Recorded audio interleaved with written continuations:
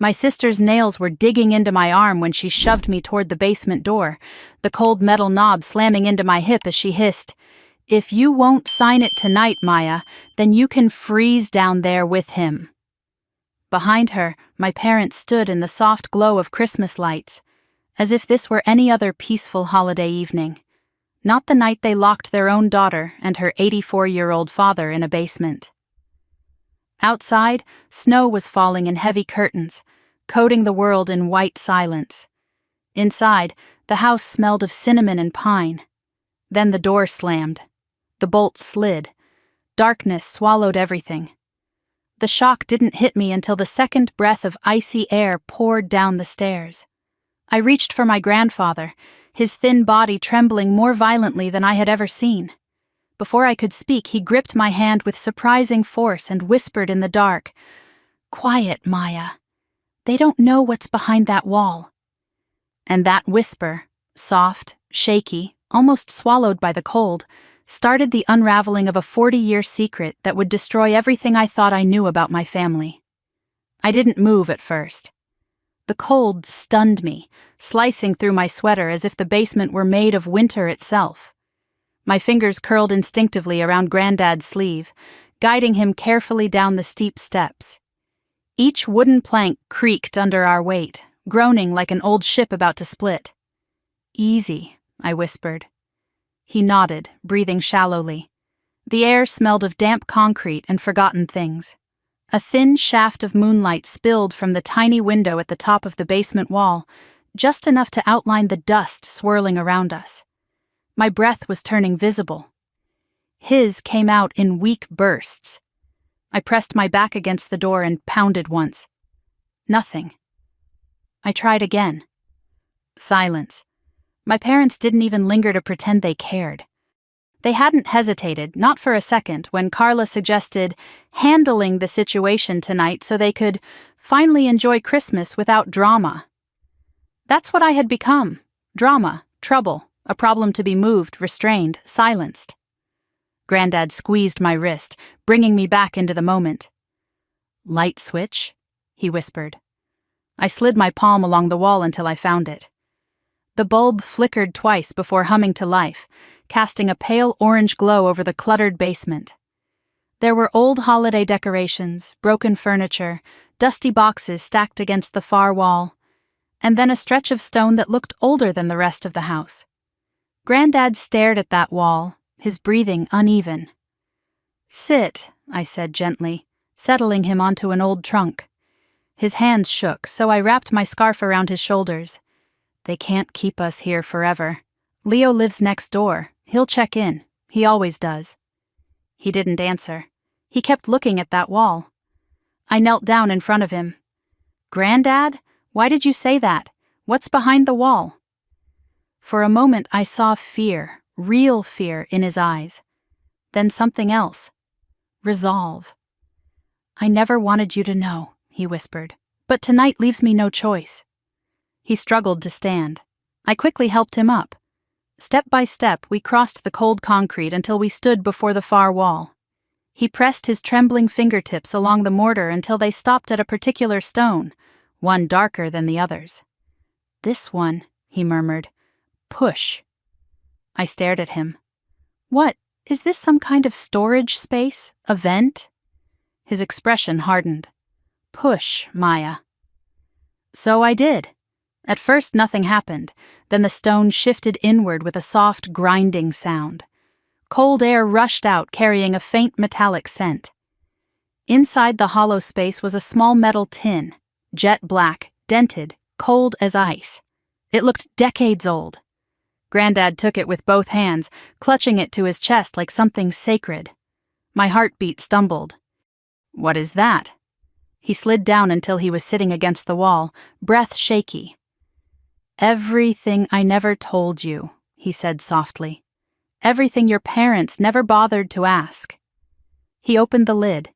Inside were folded papers, yellowed and fragile from time. I leaned closer, letting the faint bulb illuminate the first page. A birth certificate, but not Granddad's. I frowned at the name. Elias Ward. There was no Bennett. No trace of the last name he'd lived with for decades. My throat tightened. "Granddad, this isn't your name." "No," he whispered. "It isn't." He handed me the second paper, an adoption decree. The words hit me like a hammer. My grandfather, my rock, had been adopted in 1946 by the Bennett family. And then the third item, a photograph. A young man in a lab coat, standing beside scientific equipment I didn't recognize. His hair dark, his features sharp, his eyes, they looked like mine. "Who is this?" I whispered. "Your great-grandfather," Granddad said. "Adrian Ward, a brilliant scientist, a brave man, and a man who died because he refused to let his research become a weapon." The cold basement suddenly felt colder. "What research?" I asked, voice unsteady. He hesitated. "A project they later named Nova." The word dropped between us like a lead weight. "I was hidden," Granddad continued, "given a new identity so no one could connect me to him. And I promised myself I'd never talk about it, never put anyone in danger." He looked away. "But danger came anyway, because your parents want this house. And Carla, she's been snooping for years." I felt my stomach twist. Carla had always been competitive, jealous, selfish. But this?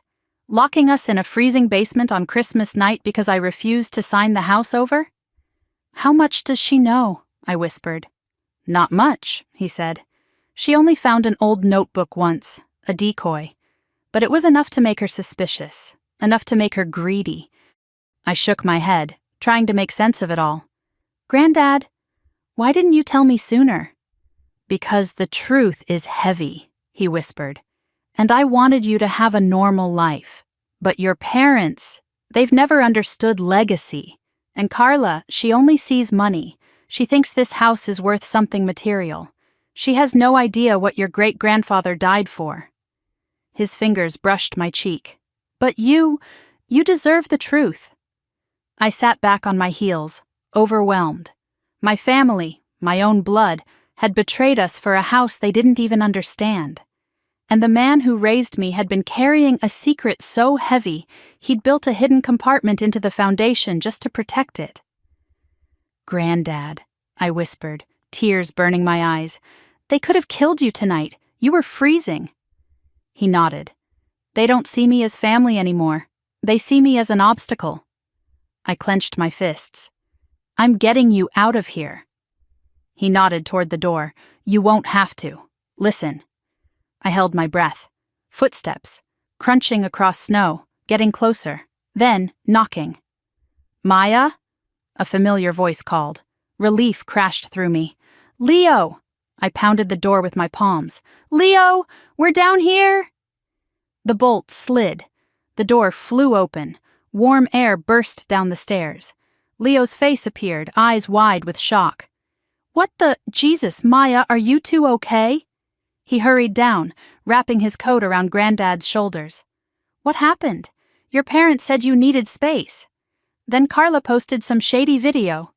"Later," I said. "We need to get him warm." He helped Granddad up the stairs while I followed, clutching the tin box. The living room lights still glowed sweetly, as if nothing had happened. The Christmas tree glittered. Ornaments sparkled. The stockings hung untouched. It made my stomach churn. Leo settled Granddad on the couch and turned to me. "Maya, what the hell is going on?" I handed him the tin. He opened it slowly. His eyes widened. "What is this?" he whispered. "My family," I said. "My real one. And the reason they locked us in the basement tonight." Leo looked from the documents to me and then back again. "Maya, this is huge."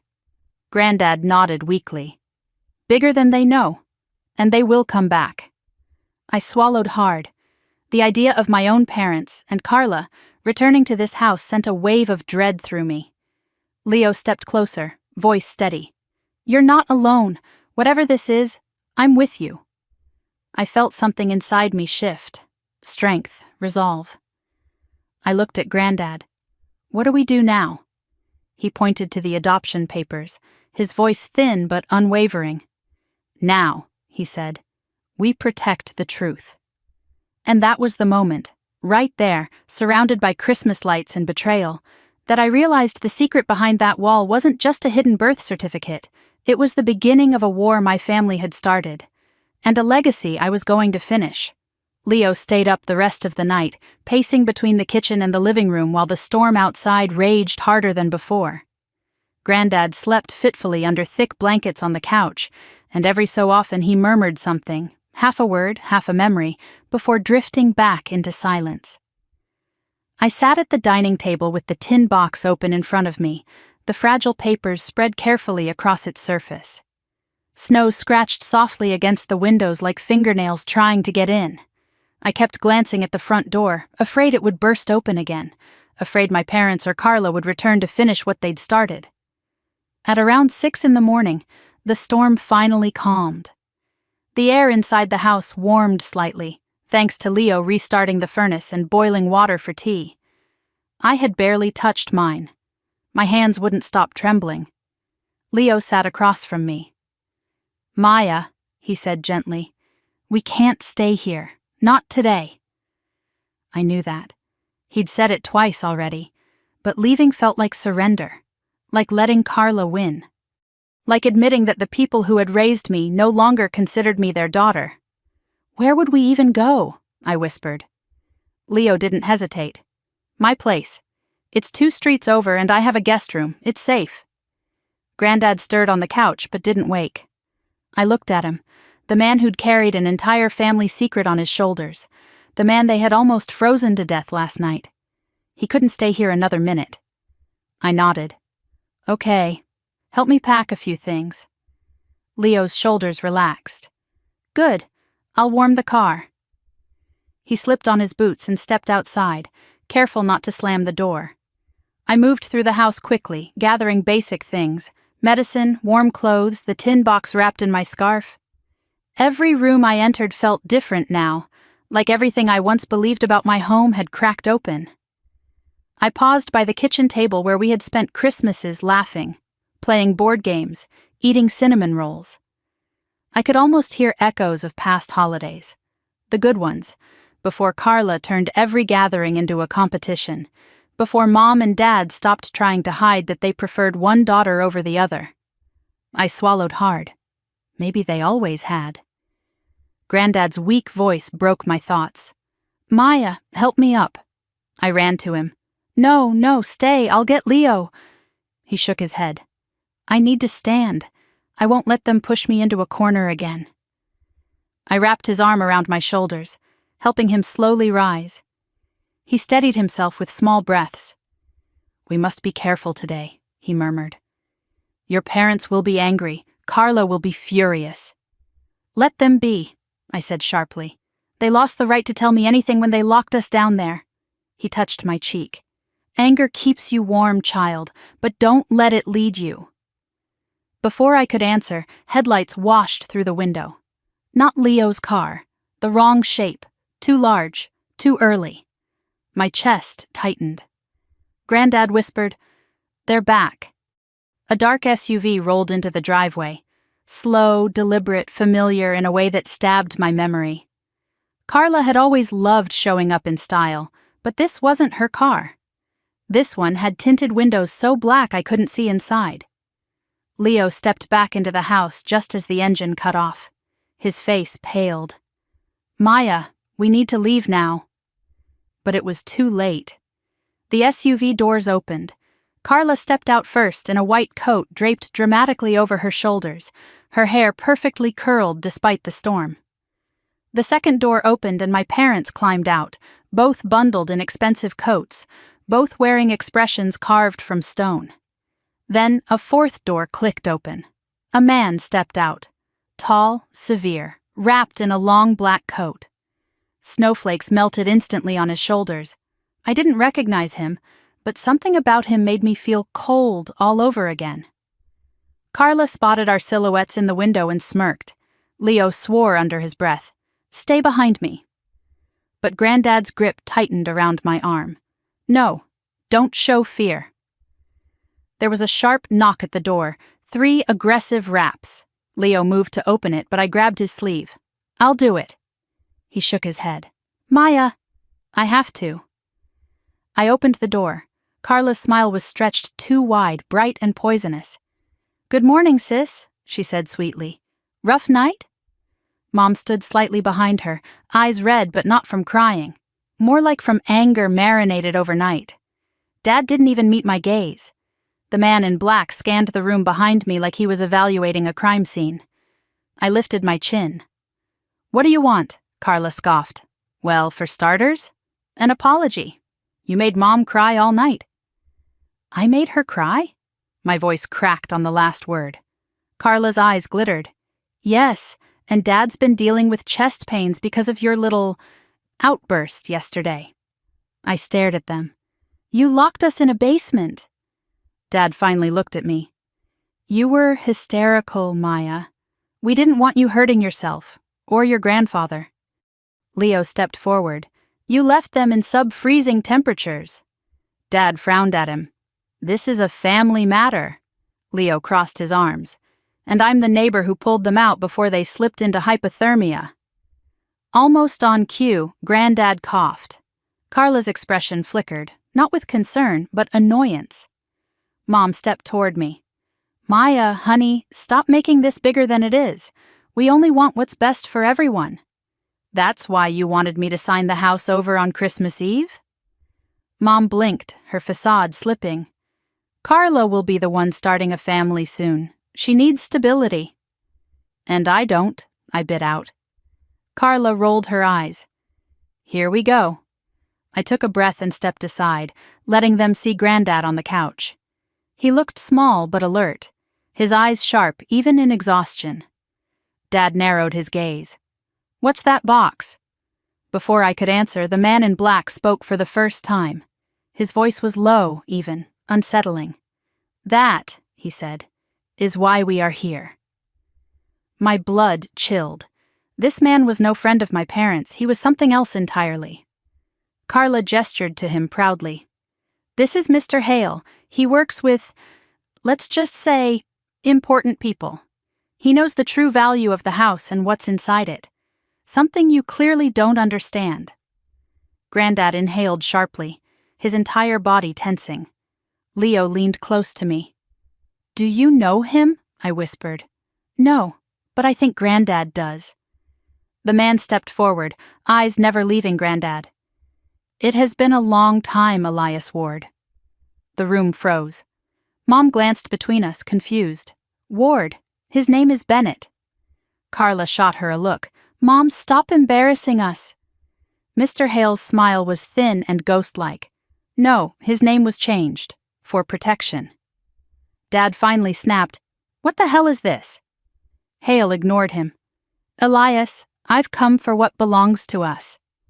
Granddad's fingers dug into the arm of the couch. I don't have it.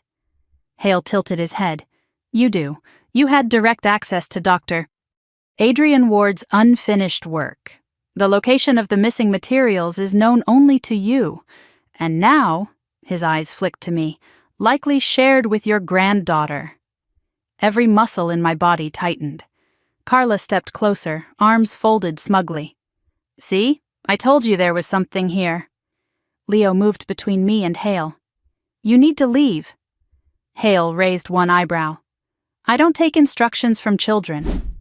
Leo's jaw flexed. You're trespassing. Dad found his voice again. Mr. Hale is a guest. He's helping us understand the situation.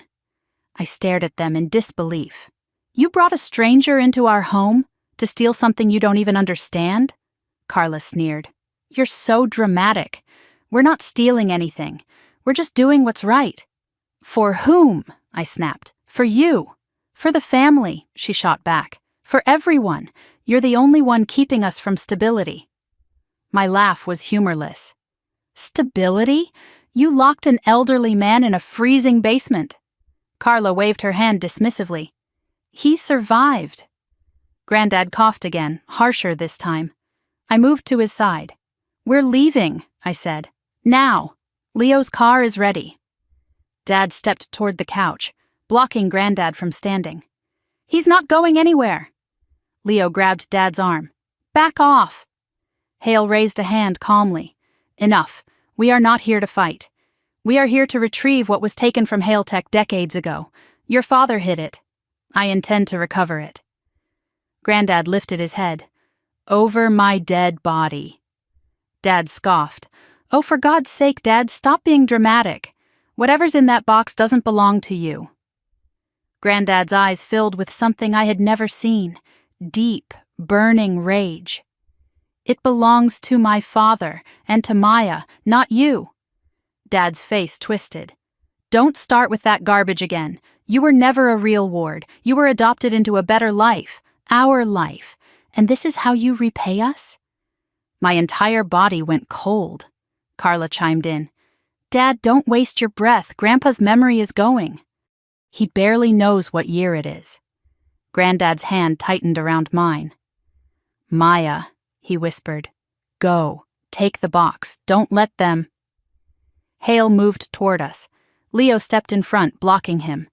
And in that single second, I realized two things at once. My parents were never going to stop. And Hale was far more dangerous than any of us had realized. I grabbed the tin box, slung my bag over my shoulder, and pulled Granddad to his feet. We're leaving, I repeated, stronger this time. Hale's voice followed us as we moved toward the back door. You can run, he said calmly, but you cannot hide truth forever. It has a way of resurfacing. I didn't turn around. Leo opened the door. Snow whirled in. Cold air slapped my face. As we stepped into the storm, Granddad leaned close to me and whispered one last, trembling warning. Maya, whatever happens next, do not let him find the room beneath the floor. And with that, we disappeared into the winter morning, carrying the secret my family was willing to imprison us for, and a truth Hale was willing to destroy us to uncover. The snow was still falling when we reached Leo's house, soft and steady, muffling the world as if it wanted to hide us. My hands were numb by the time we got inside, but not from the cold. My nerves were shot, every muscle tight, every breath too shallow. Leo locked the door behind us, testing it twice before he finally turned around. Sit, he said gently, both of you. Granddad eased himself onto the couch, his breath wheezing a little. I knelt beside him and wrapped a blanket around his shoulders. His skin felt like paper, fragile and chilled. We're safe here, Leo said, pulling the curtains shut. They won't step foot on my property. For a moment I almost believed that, but Granddad shook his head, slow and grave. No place is safe if Hale is involved. Leo and I exchanged a look. Who is he? Leo asked. And how does he know you? Granddad didn't answer right away. His gaze drifted toward the tin box sitting on the coffee table, its metal surface scratched and old, containing secrets heavy enough to pull a family apart. I sat down across from him. Granddad, please, you need to tell us everything. He rubbed a hand over his face, the weight of years pressing down. I should have told you long ago, he whispered. But I was afraid the past would hunt us again. Leo leaned forward.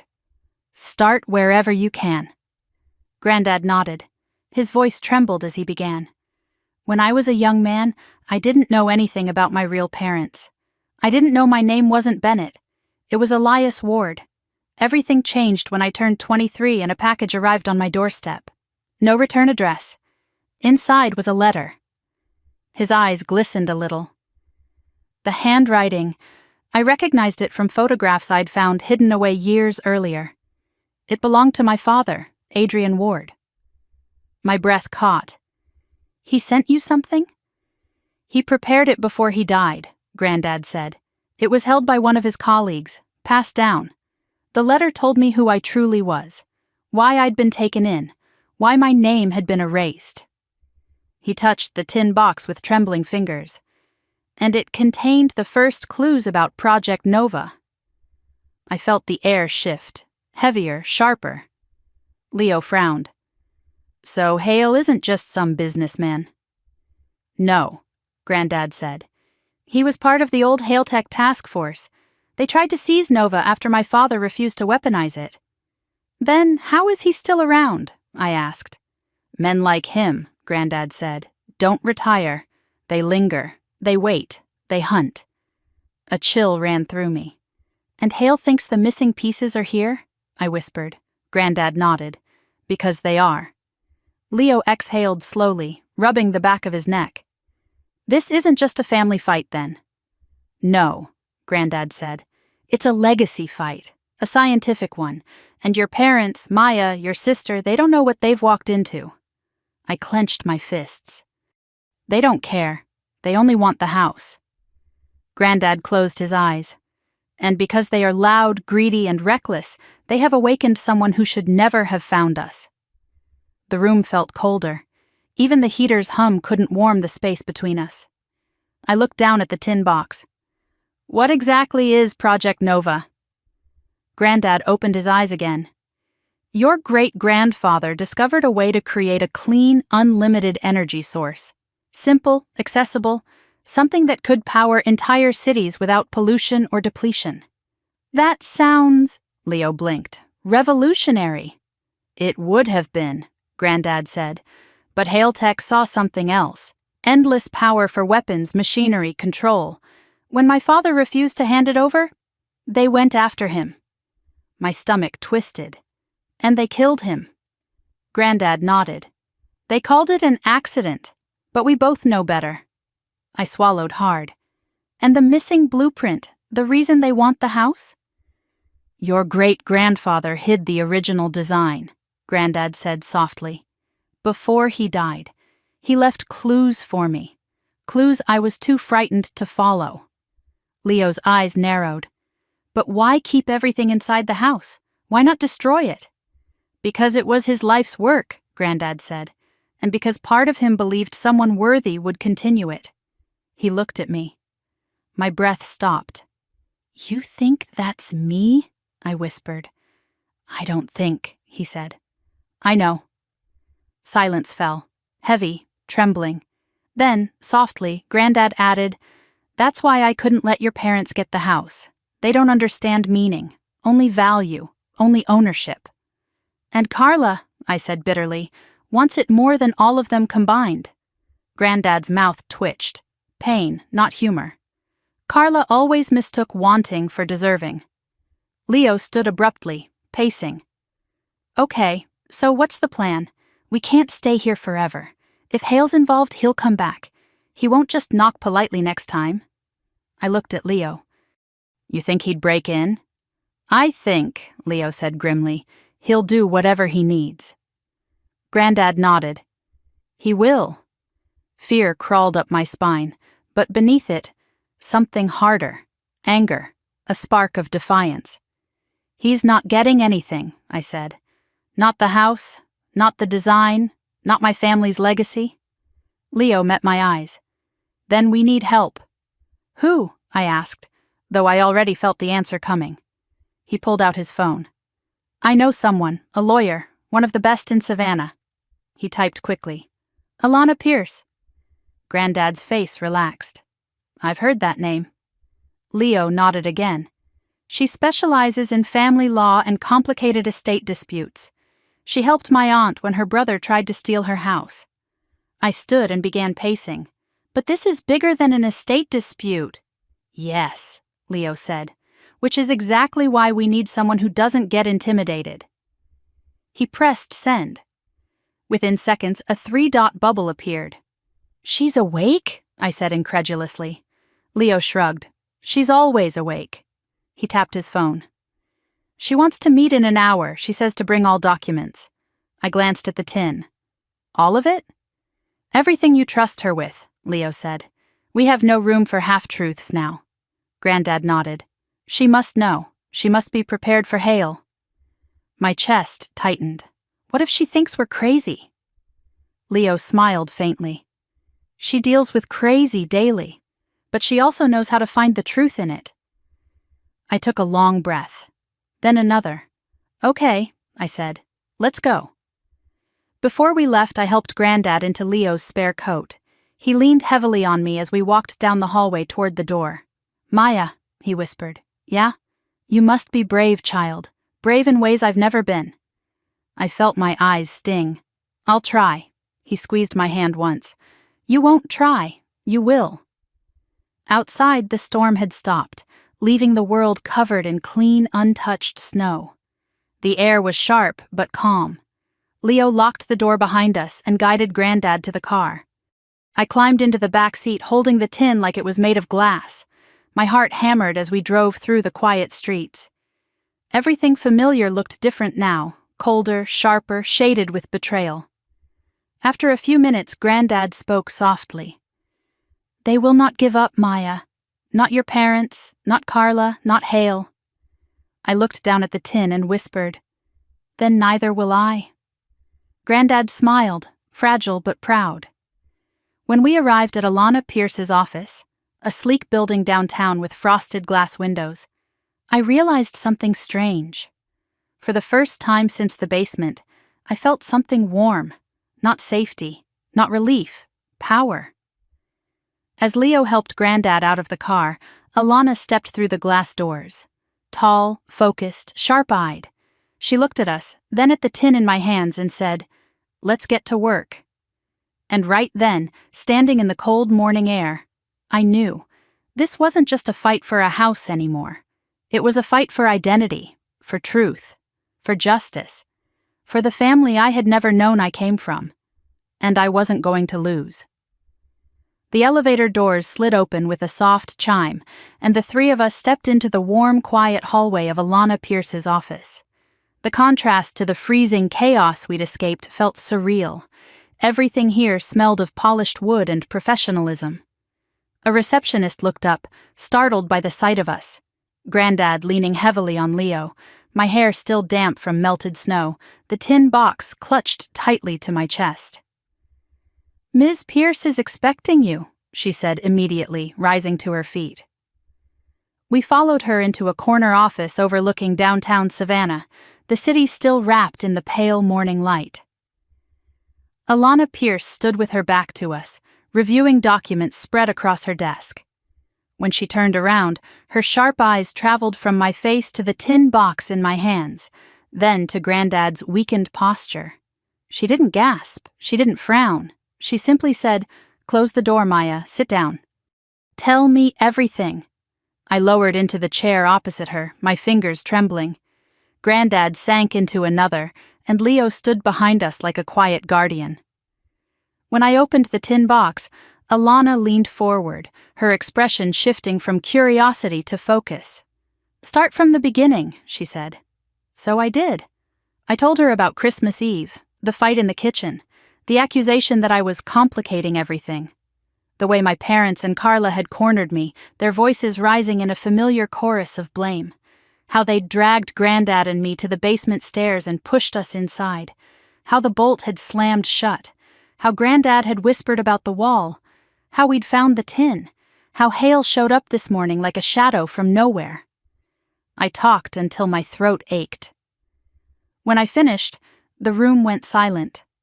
Alana picked up the birth certificate first, then the adoption decree, then the photo of Dr. Adrian Ward. She studied each one with an intensity that made the air feel different. Charged, electric. Finally, she said, Your family didn't just cross a line, they jumped off a cliff. I blinked. So, you believe me? She looked up, almost offended. Believe you? Maya, I see dozens of cases a month where families betray each other. But what your sister did, what your parents condoned, falls under multiple criminal categories. Elder abuse, false imprisonment, fraud, coercion, possibly conspiracy. You didn't need bruises for this to be criminal. Granddad cleared his throat. And Hale? Something flickered in Alana's eyes. I'm familiar with Hale Tech. Then you know what they're capable of, he whispered. She didn't deny it. I know enough. Leo crossed his arms. So, what's our next step? Alana took a slow breath. One step at a time. First, I need to understand the family dynamic. She turned to me. Maya, tell me about Carla. My stomach tightened. She's loud, smart, but only when it benefits her. She's always had this way of taking up space. Mom and Dad loved it. She never got in trouble. I was the one who stayed home, helped with Granddad, kept the peace. She ever act violent before? Alana asked. No, I said. At least not physically. She just took. Everything she wanted, she took. And they let her. Granddad nodded weakly. Carla is her mother's daughter. Alana scribbled notes. And your parents? I bit my lip. They made excuses for her, always. They used to be better. Before Carla hit high school, they were normal. Then they just kept feeding the fire. Leo muttered, They fed the wrong fire. A ghost of a smile touched Alana's lips. Okay, and do they know anything about Ward lineage? No, I said quickly. Not the truth. They just know Granddad inherited the house. They assume it's valuable because it's old or historic. But Carla found something years ago, a notebook, fake clues about some project, and she... My chest tightened. She never let it go. Alana sat back. And Hale? Granddad's hands trembled. He worked with my father, or rather against him. Which means he thinks this house holds the original blueprint, Alana concluded, which makes him dangerous. Her calmness terrified me and reassured me all at once. She tapped her pen. Here's how we approach this. 1. We remove your parents and sister from the equation legally. 2. We file charges. 3. We protect your grandfather and this house from Haletech's reach. My heartbeat quickened. Can that even be done? Yes, she said, but it won't be easy. Leo stepped forward. When do we start? Now. She reached for a fresh legal pad. First, I need detailed statements from all of you. I'll help file for an emergency protective order for Elias. Given the elder abuse and the attempted coercion, a judge should grant it quickly. And me? I asked quietly. Her eyes softened. You too. False imprisonment applies to you as well. I felt something warm flicker in my chest. Validation. Something I hadn't felt in years. Second, Alana continued, we'll need medical evaluations for your grandfather. Documentation of his weakened condition will strengthen our case. I'll set up an appointment, Leo said immediately. Third, she added, we anticipate retaliation. I swallowed. Carla won't stop. Your sister is reckless and impulsive, Alana said. She'll double down before she backs off. I felt the truth of that settle in my bones. She'll go public, Leo said. She already tried last night. Alana nodded. I saw her first post. She framed it like concern. Then her eyes sharpened. But if she escalates, she'll make mistakes, and mistakes become evidence. She wrote something down, then looked at me again. Fourth, Maya. I need to understand something important. Why didn't you call the police last night? The question hit harder than I expected. I looked away. Because I thought, maybe I deserved it. The room went still. Granddad reached for my hand. Child, no. I've always been the one who stayed quiet, I whispered. The one who didn't fight back. I thought I was the problem. They said I overreacted, that I made things difficult. And last night, when they locked us down there, I kept thinking maybe if I had just signed... Maya, Alana cut in, her voice firm, listen to me. People raised in dysfunctional families often internalize guilt. It's not your job to sacrifice your life for people who hurt you. Her words hit like warm water on frostbitten skin. Maya, she added gently, you didn't deserve anything. They committed crimes. You survived them. A tear slipped down my cheek. I brushed it away quickly. Leo rested a hand on my shoulder. You're not alone anymore. I nodded, breathing shakily. Alana stood and walked toward a cabinet, pulling out a thick binder. There's something else, she said. Your mother left a voicemail on my office line this morning. My blood froze. She said, Alana continued calmly, quoting from her notes, please call me back. My eldest daughter is unstable. She's being influenced by the wrong people. We just want to help her. My heart twisted. Of course she did. She's building a narrative, Alana said, painting herself as the victim and you as the problem. She always has, I whispered. But now, Alana said, we build your narrative, the truth. She handed me a tissue. And we start by protecting this house. Granddad looked up sharply. The house? Yes, she said. We will file a restraining order, preventing your family from entering or claiming it. And next week, she held up the adoption decree, we will challenge the Bennett claim on the property title. Granddad's eyes filled with something like relief. You can do that? With these documents? Alana smiled. Easily. A knock at the door startled all of us. The receptionist poked her head in. Ms. Pierce? There's, an issue. Alana frowned. What kind of issue? The Bennett family is here, all three of them. They're demanding to speak with you. My breath caught. Granddad's fingers tightened around mine. Leo stepped closer, protective as ever. They followed us. Of course they did. They always did. Alana didn't panic. She set the binder down and straightened her coat. Good, she said. Let them in. My eyes widened. What? Why? Because, Alana replied calmly, it's time they understand exactly what they've triggered. She walked to the door, but before she opened it, she looked back at me. Maya, you don't have to say a word today, she said softly. Just watch. Let me handle them.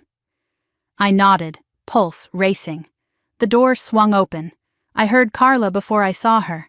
Maya is out of control, and we demand to see her immediately. Then her eyes landed on me, and her voice, so loud, so confident, broke into shards. Because for the first time she saw I wasn't sitting alone. She saw my lawyer. She saw Leo. She saw Granddad. She saw that I wasn't cornered anymore. And the look on her face told me everything. This was only the beginning. Carla pushed her way into the office as if she owned the building, dragging our parents behind her in a rush of perfume, indignation, and entitlement. Her heels clacked against the hardwood floor with the same rhythm she used to deliver insults, sharp, pointed, and impossible to ignore.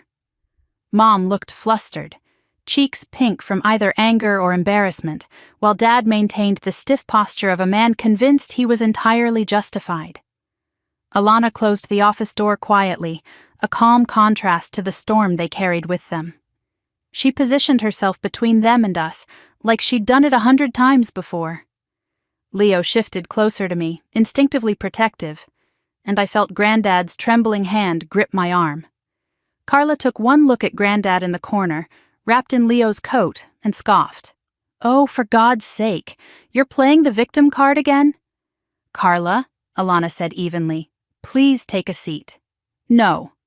Carla snapped the word like a whip. Not until I understand why you're interfering in our family matters. Dad stepped forward, jaw tight. Ms. Pierce, I think you're making a mistake entertaining all these claims. Mom forced a sad, worn-out expression. We're just worried about Maya. She's been acting unstable, and now she's hiding Grandpa from us. Granddad cut her off, voice thin but fierce. You locked us in a basement. The air froze. Carla waved her hand dismissively. It wasn't like that, and you know it. You two were hysterical. We were keeping things calm. Leo clenched his fists. I could almost feel the effort it took him not to lunge forward. Alana walked slowly to her chair, sat down, and folded her hands. Let's begin, she said. Since you chose to come here unannounced, I'd like to clarify the situation. Carla smirked. Oh, please do. Yesterday evening, Alana began, you forcibly confined your elderly father and your sister in a basement during a winter storm. Mom gasped. That is not true. We didn't confine anybody, Dad said. We were redirecting a dangerous situation. A dangerous situation, Alana repeated. Meaning, what exactly? All three exchanged glances, unprepared for follow-up. Carla recovered first. Maya was having an episode. I stared at her. What episode, Carla? She crossed her arms smugly. You refused to sign papers that would secure our family's future. You were yelling, acting irrational. You scared Mom. I scared her, I echoed slowly, by saying no. Dad stepped forward. You don't understand how wills and inheritance work, Maya. There are complexities. No, Alana said flatly. There aren't. Dad blinked. Excuse me? What you did, Alana said, is called forced coercion for property transfer. That's a felony. Mom sucked in a breath. Carla rolled her eyes. Oh my God, you can't make a felony out of siblings fighting, she said. You're seriously being dramatic. Alana smiled. Dramatic? No. Thorough? Yes. She slid a folder forward onto the desk. This, she continued, is a preliminary protective order we intend to file. It prohibits you from approaching Maya or Elias Ward until a hearing can be scheduled. Ward. The name hung in the air like a sudden temperature drop. Carla's laugh died instantly. Mom frowned. Dad stared at Granddad. Ward? He repeated. Why did you say Ward? Alana didn't blink. That is his legal birth name. Mom looked startled. No, his name is Bennett. It always has been. Granddad lifted his chin, pale but steady. No, it hasn't. Dad's face twitched. This is nonsense. Alana continued calmly. In addition to the false imprisonment charge, we are also reviewing forged documents. The deed your daughter attempted to present yesterday is counterfeit. Carla stiffened. It is not counterfeit. Oh, then why does it bear the stamp of a notary who has been deceased for 2 years? Mom's hand flew to her mouth. Dad turned red. Oh, Alana added casually, and the signature doesn't match Maya's handwriting on any official record. Carla's face drained of color. This is a setup. A setup? Leo barked a humorless laugh. You forged her name. Carla pointed at me, shaking. You're lying. You did this to make me look bad. You did that yourself, I said quietly. She opened her mouth again, but Alana raised a hand. There's more.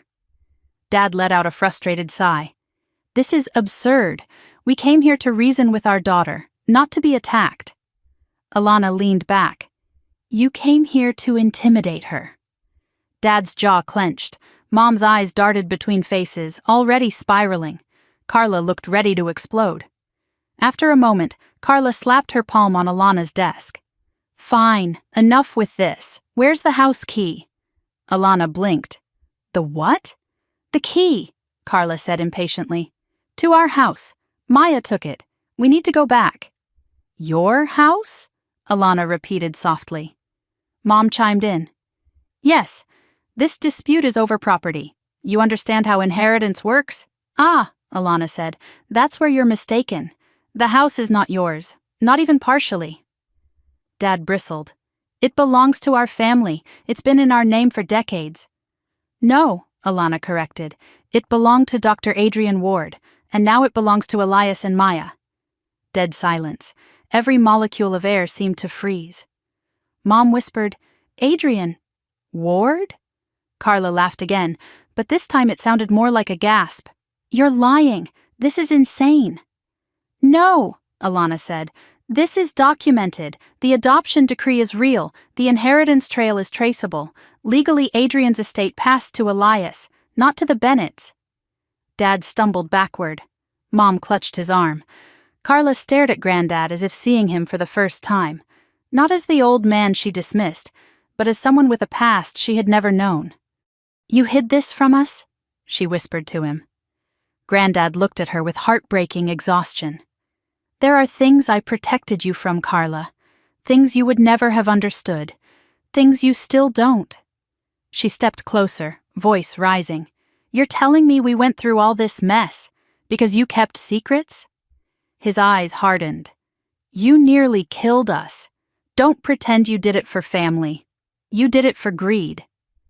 Carla's face twisted. That house should be mine. No, I said quietly. It shouldn't. She swung toward me. You owe us, Maya.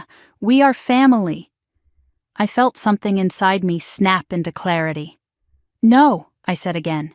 You're not acting like family. Family doesn't lock you underground. Family doesn't forge documents. Family doesn't lie about you online to make you look unstable. Only abusers do that. Her mouth dropped open. Abuser? You're calling me an abuser? Alana interjected. Everyone take a seat. We need to continue this professionally. But Carla didn't move. Her posture stiffened, trembling with fury. This isn't over, she said. You think some lawyer can stop us? You think you can run off with Grandpa and our inheritance?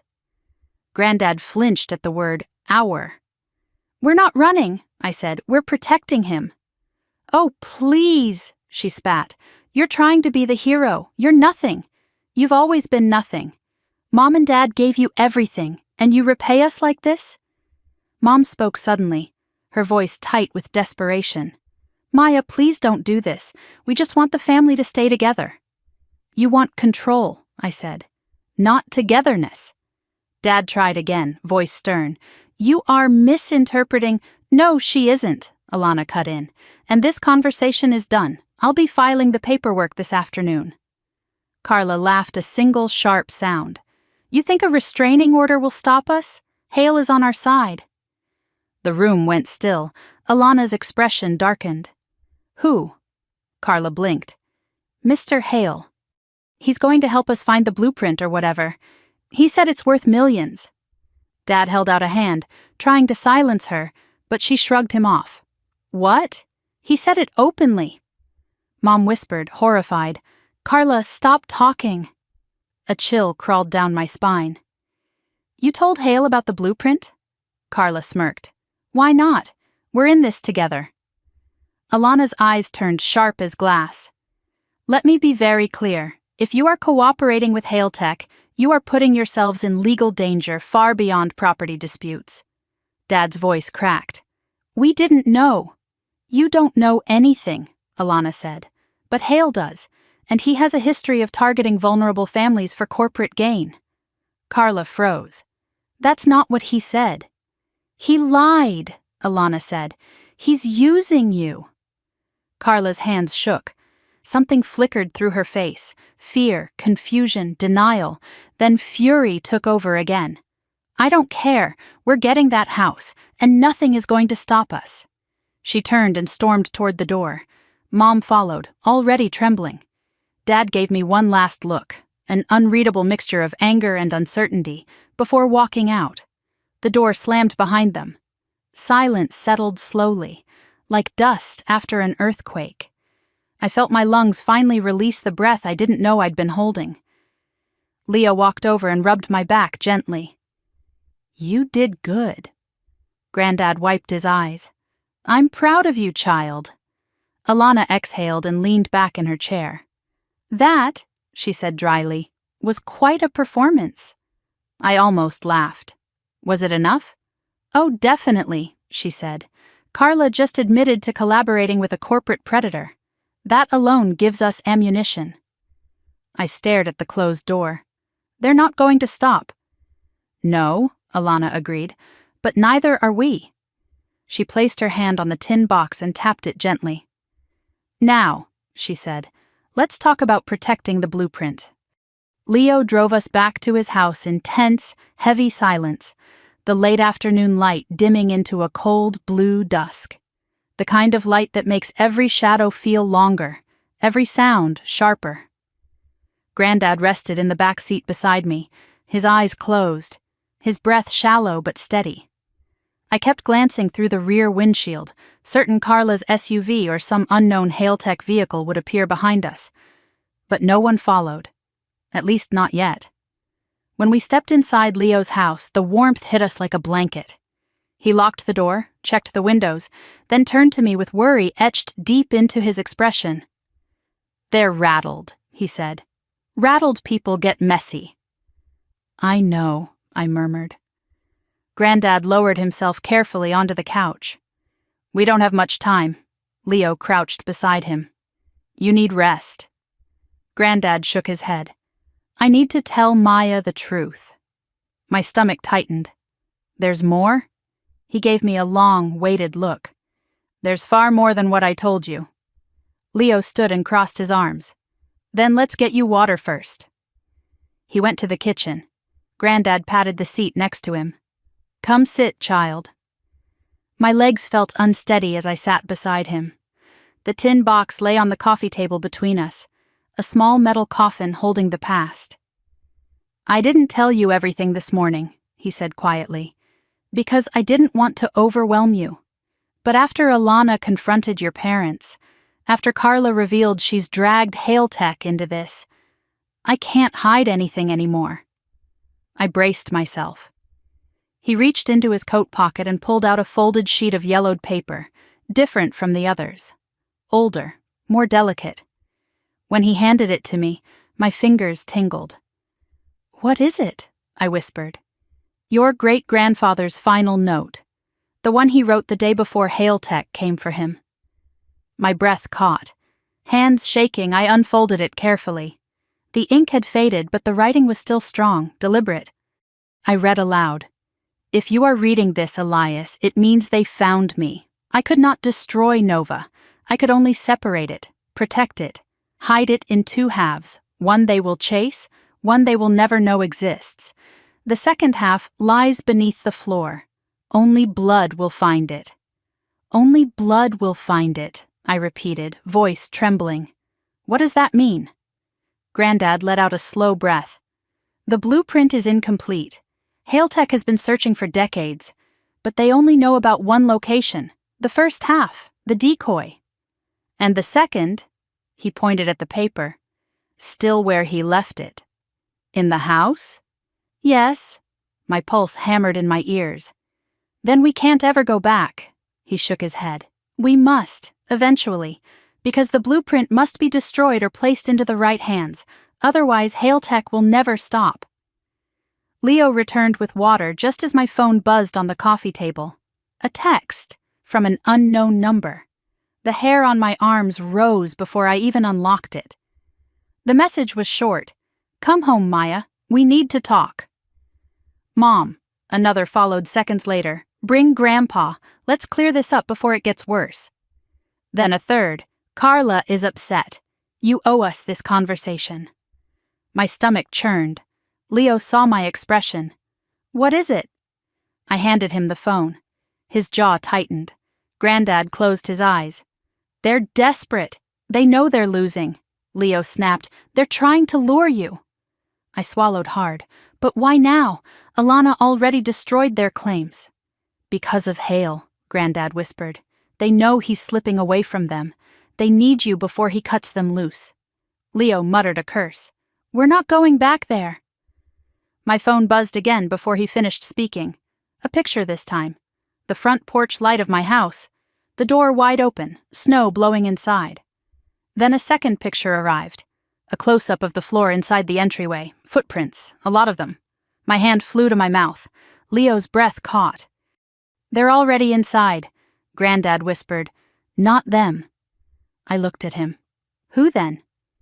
He met my eyes, and his were full of old fear. "Hale."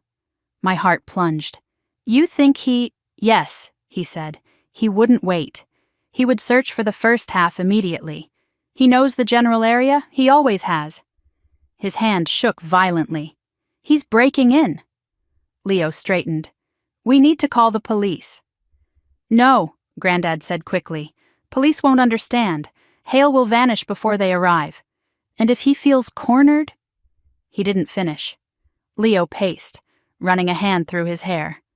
"We can't stay here. We can't go there. What do we do?" "We need to know what he wants specifically," I said, voice wavering. "Where exactly he's looking." Granddad hesitated. "There's something else," he murmured. "Something he doesn't know." Leo and I stared at him. "The second half of Project Nova," Granddad said, "was never meant to stay in the house forever. It was meant to be safeguarded by the next generation." "Meaning?" I asked. He reached slowly for my hands. "Maya," he said softly, "you're the key." I froze. "What?" I whispered. "The phrase, 'only blood will find it.' It wasn't a metaphor. It was literal. There is a mechanism, a biometric lock, designed for someone in the Ward bloodline. Adrian never wanted the technology falling into the wrong hands." My heart pounded. "So Hale can't access it?" No, Granddad whispered, but he doesn't know that. Leo exhaled in disbelief. So he's tearing the house apart hoping to get lucky. He won't, Granddad murmured. Not without Maya. My pulse thundered. If he realizes that, he'll come for you, Leo finished harshly, which is why we need to disappear. Granddad sagged back on the couch. We can't disappear, not yet. Hale won't stop until he has leverage. Leo's jaw tightened, meaning he goes after the people closest to Maya. And that includes you, Granddad whispered. Leo lifted his chin. Let him try. My throat tightened. Stop, both of you. This isn't a movie. Hale isn't some petty criminal. He's relentless, Granddad said, and powerful, and he believes he is owed the future my father refused to give him. I closed my eyes, shaking. So what do we do? Granddad motioned to the tin box. We open the rest. My breath hitched. There's more? There's always more.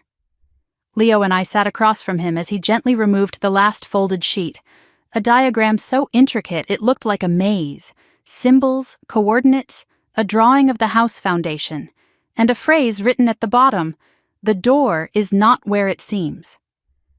What does that mean? I whispered. Granddad traced the lines. It means the hidden room is not under the basement. It's somewhere else entirely. Leo squinted. Then where? Granddad pointed. The breath left my lungs. The garden, I whispered. Granddad nodded. Beneath the old pecan tree. The one I climbed as a child. The one Carla avoided because she hated dirt under her nails. The one Hale would never think to search. Leo let out a low whistle. That buys us time. Not much, Granddad said. But some. The room fell into silence. Then Leo's phone buzzed. He looked at it, face turning grim. It's Alana, he said.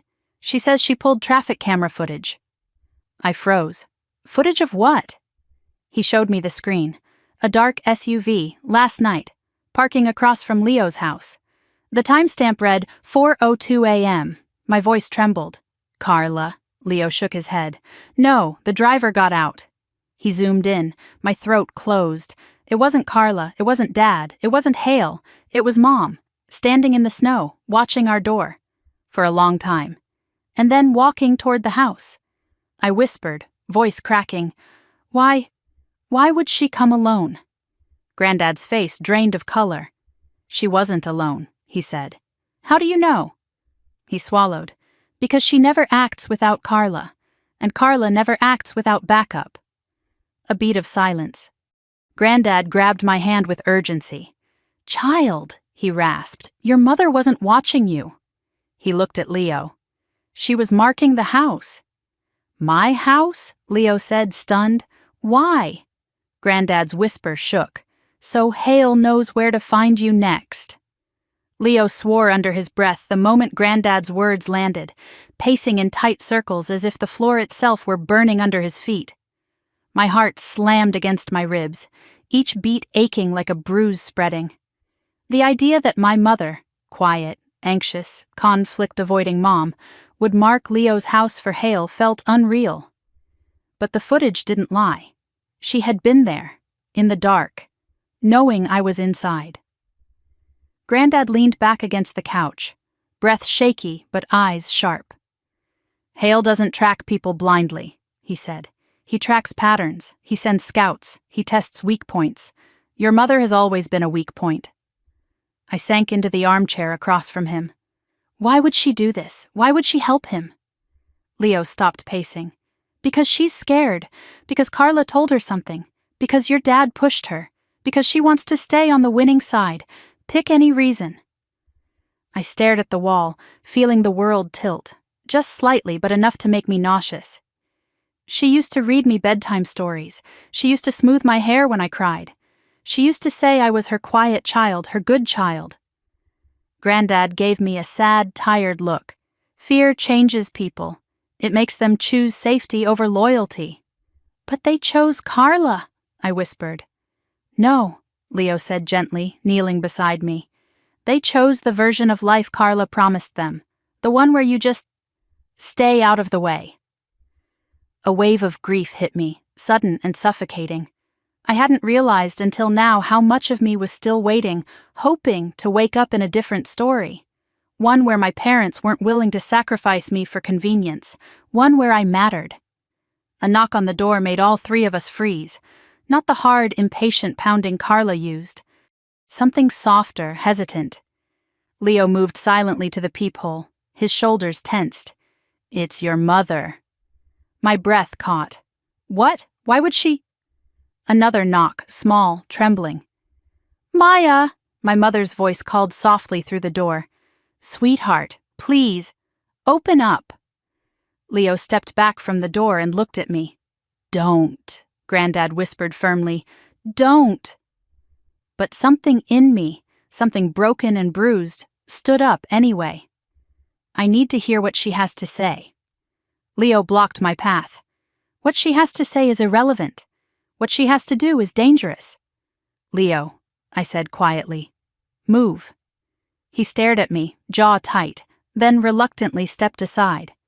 My hands shook as I unlocked the door.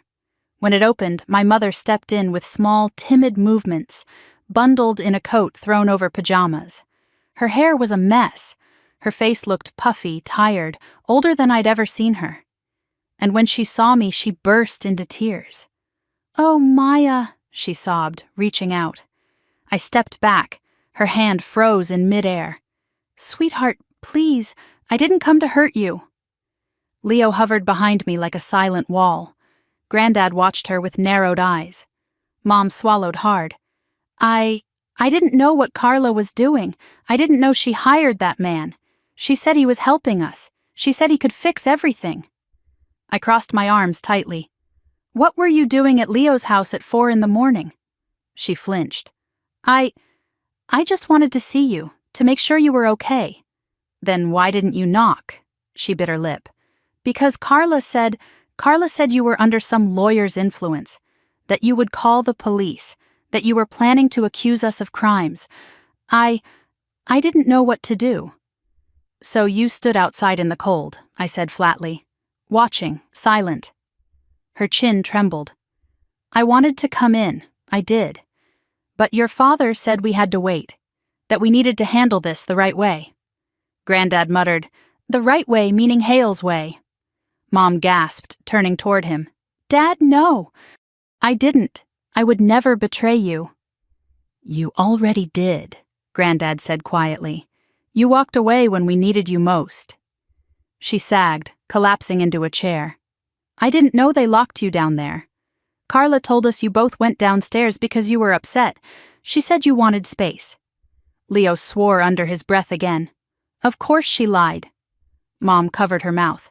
When I realized, I went back to the house this morning to look for you, but you were gone, and Carla told me you stole the box."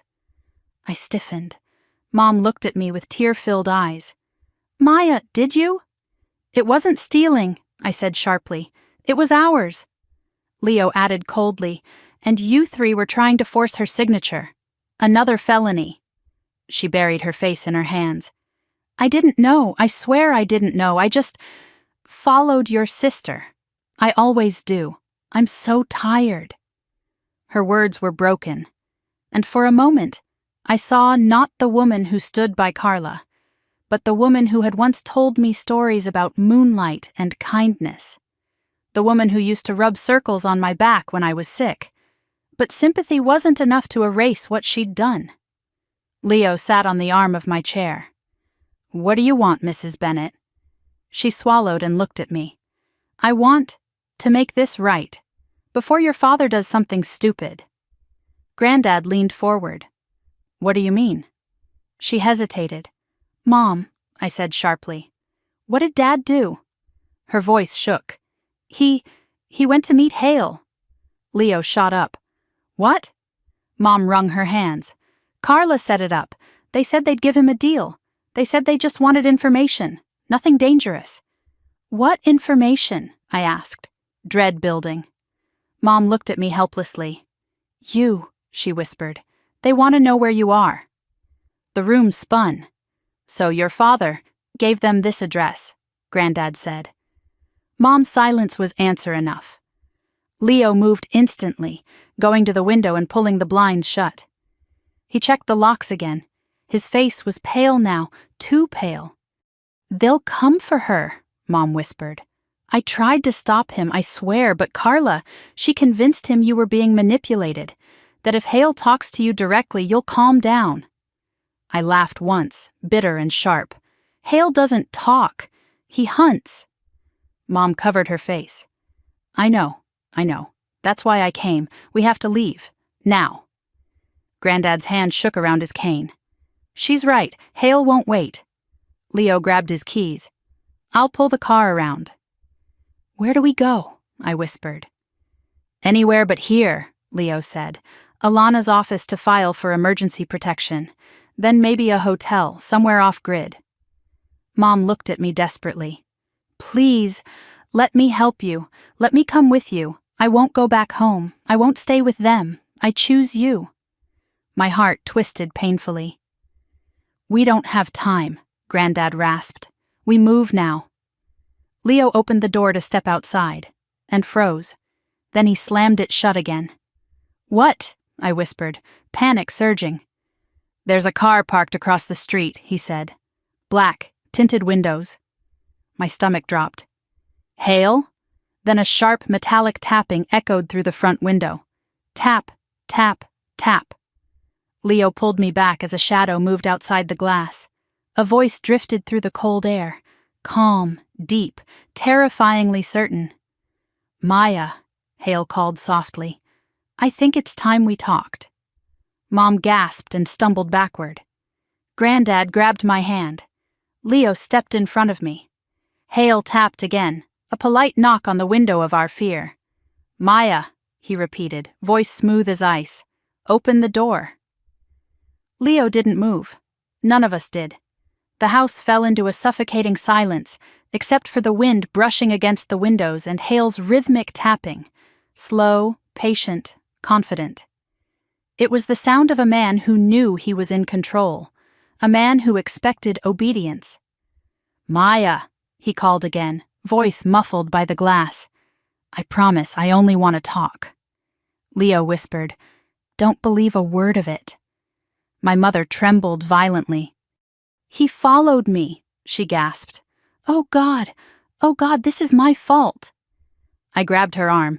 "Mom, look at me. Right now, panic won't help. We need you calm." She nodded shakily, but her eyes kept darting toward the window as if expecting Hale to burst through at any moment. Granddad's fingers dug into my sleeve. "Child, listen to me. You must not go with him. Whatever he says, whatever he promises, he intends to use you." Tap, tap, tap. "Maya," Hale called again. "If you don't open the door, things will get inconvenient for all of us."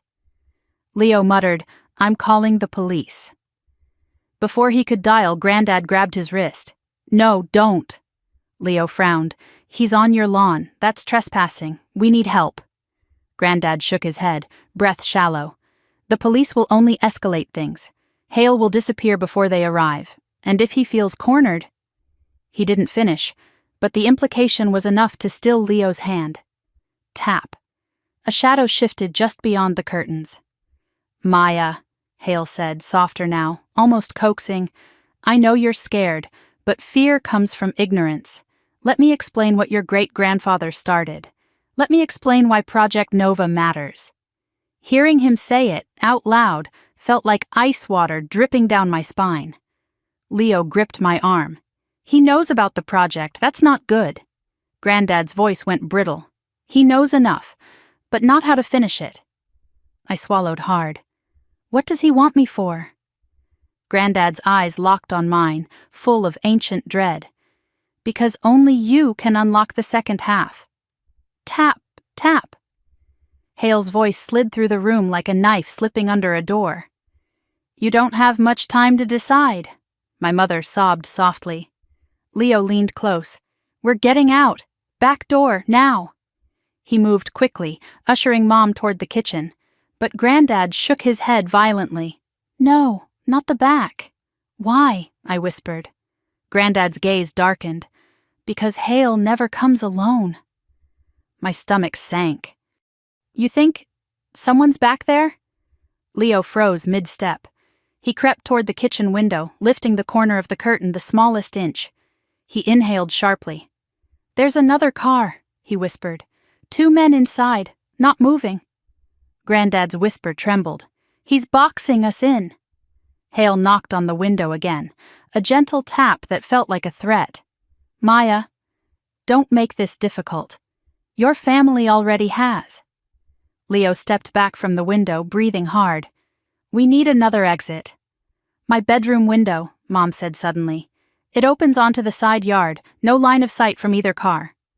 Leo nodded. Okay, that's an option. But how do we get Granddad out? I asked. We carry him, Leo said simply. Granddad protested weakly. I'm not helpless. You are right now, Leo said gently but firmly, and we're not leaving you behind. Suddenly, the tapping stopped. All of us held our breath. A full 10 seconds passed. Then Hale's voice came again, calm, cold, and too close. Maya, I'm coming in. My heart lurched. A hand twisted the front doorknob. He was testing it. Thank God Leo had locked it. Leo whispered, Go, now. He rushed to help Granddad stand as I grabbed the tin box and my coat. My mother hovered by the hallway, wringing her hands. Come on, I said, pushing her gently forward. We moved quickly down the hallway toward her old bedroom on the right, the shadows long and sharp in the dim light. My pulse thudded in my ears. Behind us, a faint metallic scraping echoed at the front door. Hale was trying to pick the lock. My mother let out a quiet sob. Leo shoved open her bedroom door. Window, he said, already lifting it. Cold air rushed in, carrying the sharp bite of winter. He helped Mom through first. She stumbled into the snow, staying low. Then he guided Granddad carefully, lifting him over the sill with surprising strength. I was last. As I climbed onto the windowsill, a loud cracking sound echoed through the house. Metal giving way. Hale had broken the lock. Maya! Leo hissed. Jump! I jumped into the snow just as footsteps sounded inside the house. Leo dropped out after me, landing hard. Then, silence. We crouched behind the bushes that lined the side of the yard, breath fogging in the air. Leo pressed a finger to his lips. We listened, heard nothing. Then, tap, tap, but this time from the hallway in front of Mom's room. Maya, Hale called softly, I know you went this way. Mom whimpered. Leo tightened his grip on my arm. Hale's footsteps grew closer. We had to move, now. Leo whispered, Crawl toward the fence. Slow, don't stand yet. We crawled through the snow, cold soaking into my knees, my palms going numb.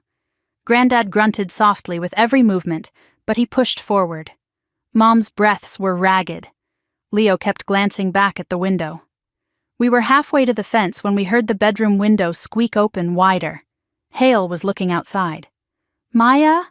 His voice drifted out, eerily calm.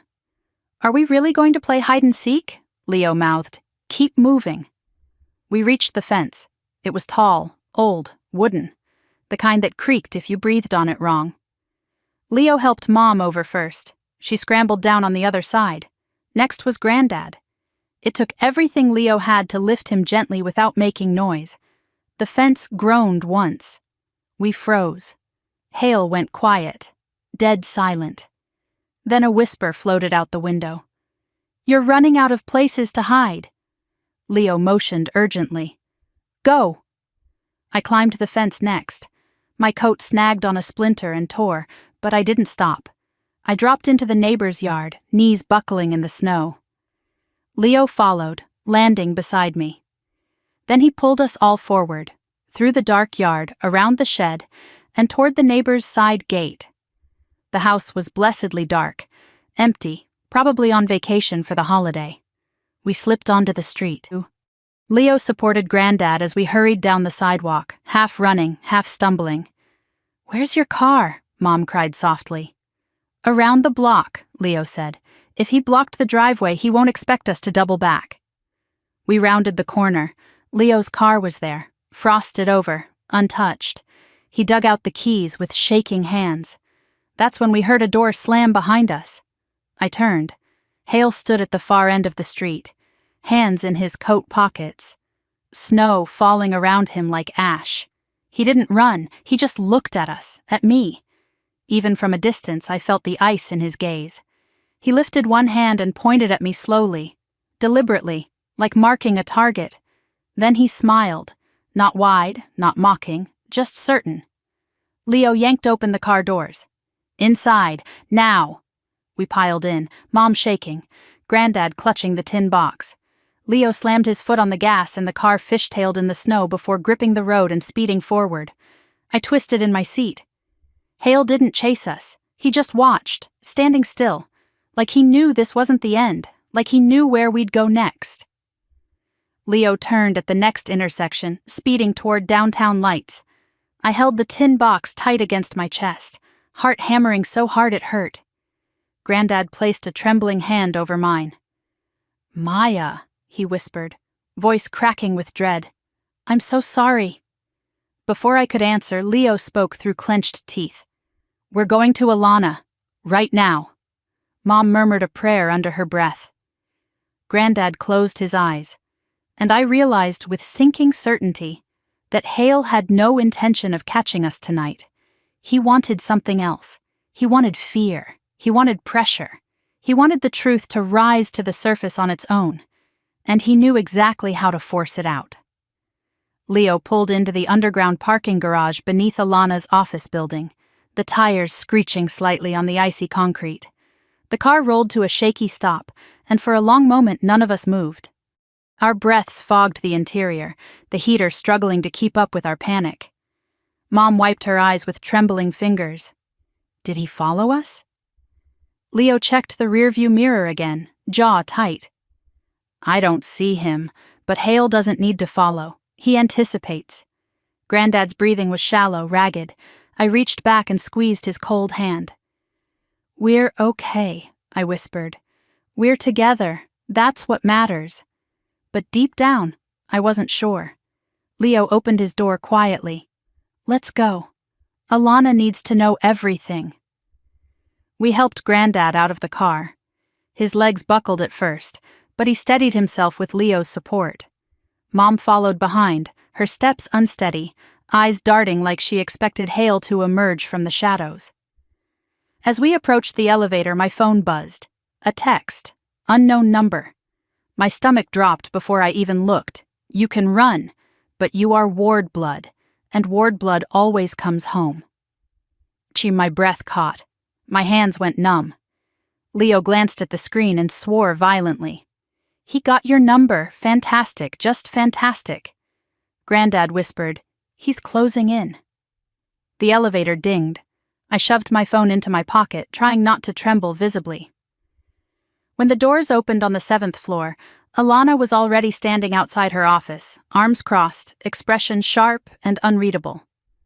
I saw the footage, she said, ushering us inside quickly. I saw everything. We stepped into her office and she locked the door behind us, something she hadn't done before. You look frozen, she said, gesturing to chairs. Sit. Tell me what happened. Leo unloaded everything.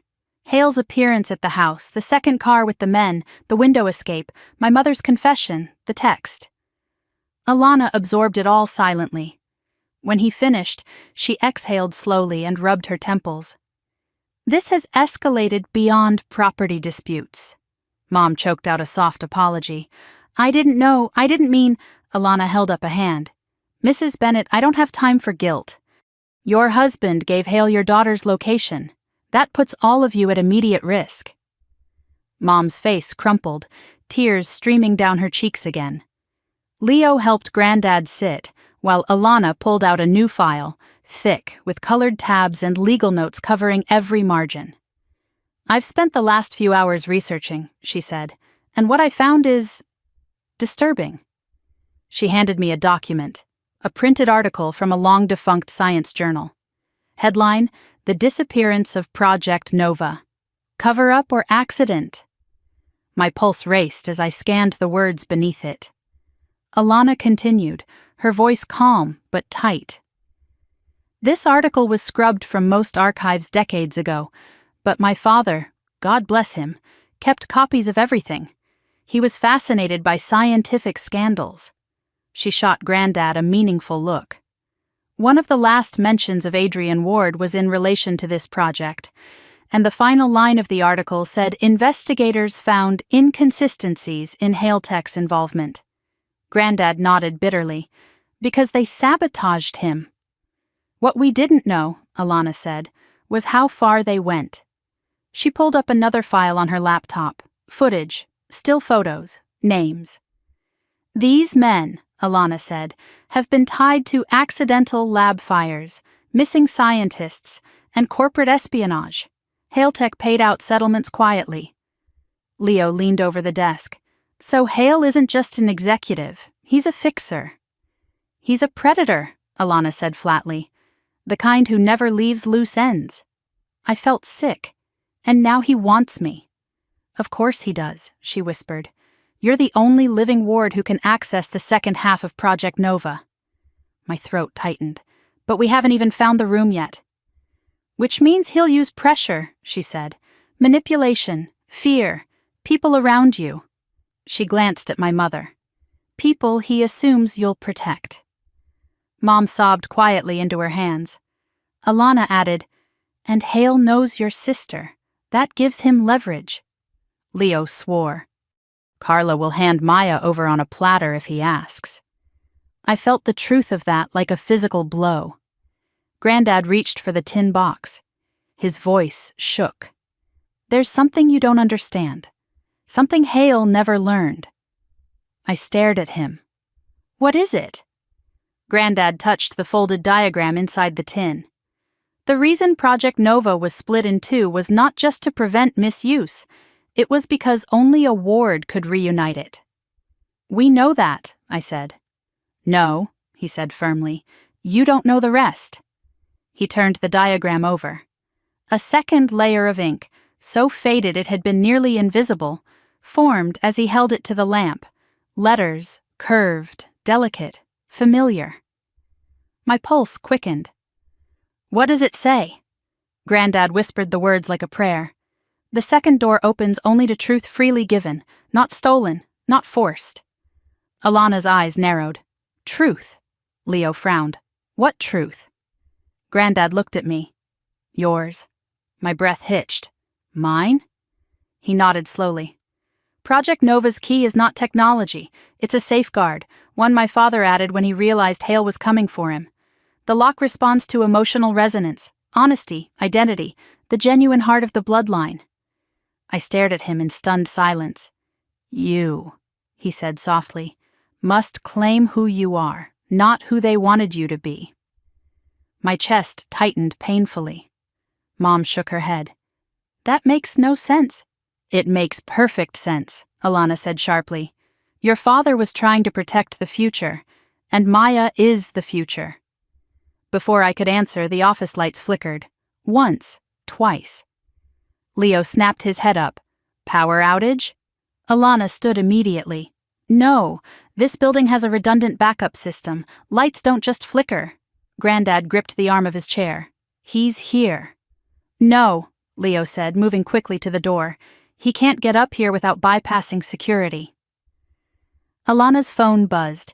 She glanced at the screen, and her face drained of color. He already did. The text was a single line. You really should replace your night guard. He doesn't do well under pressure. My stomach dropped.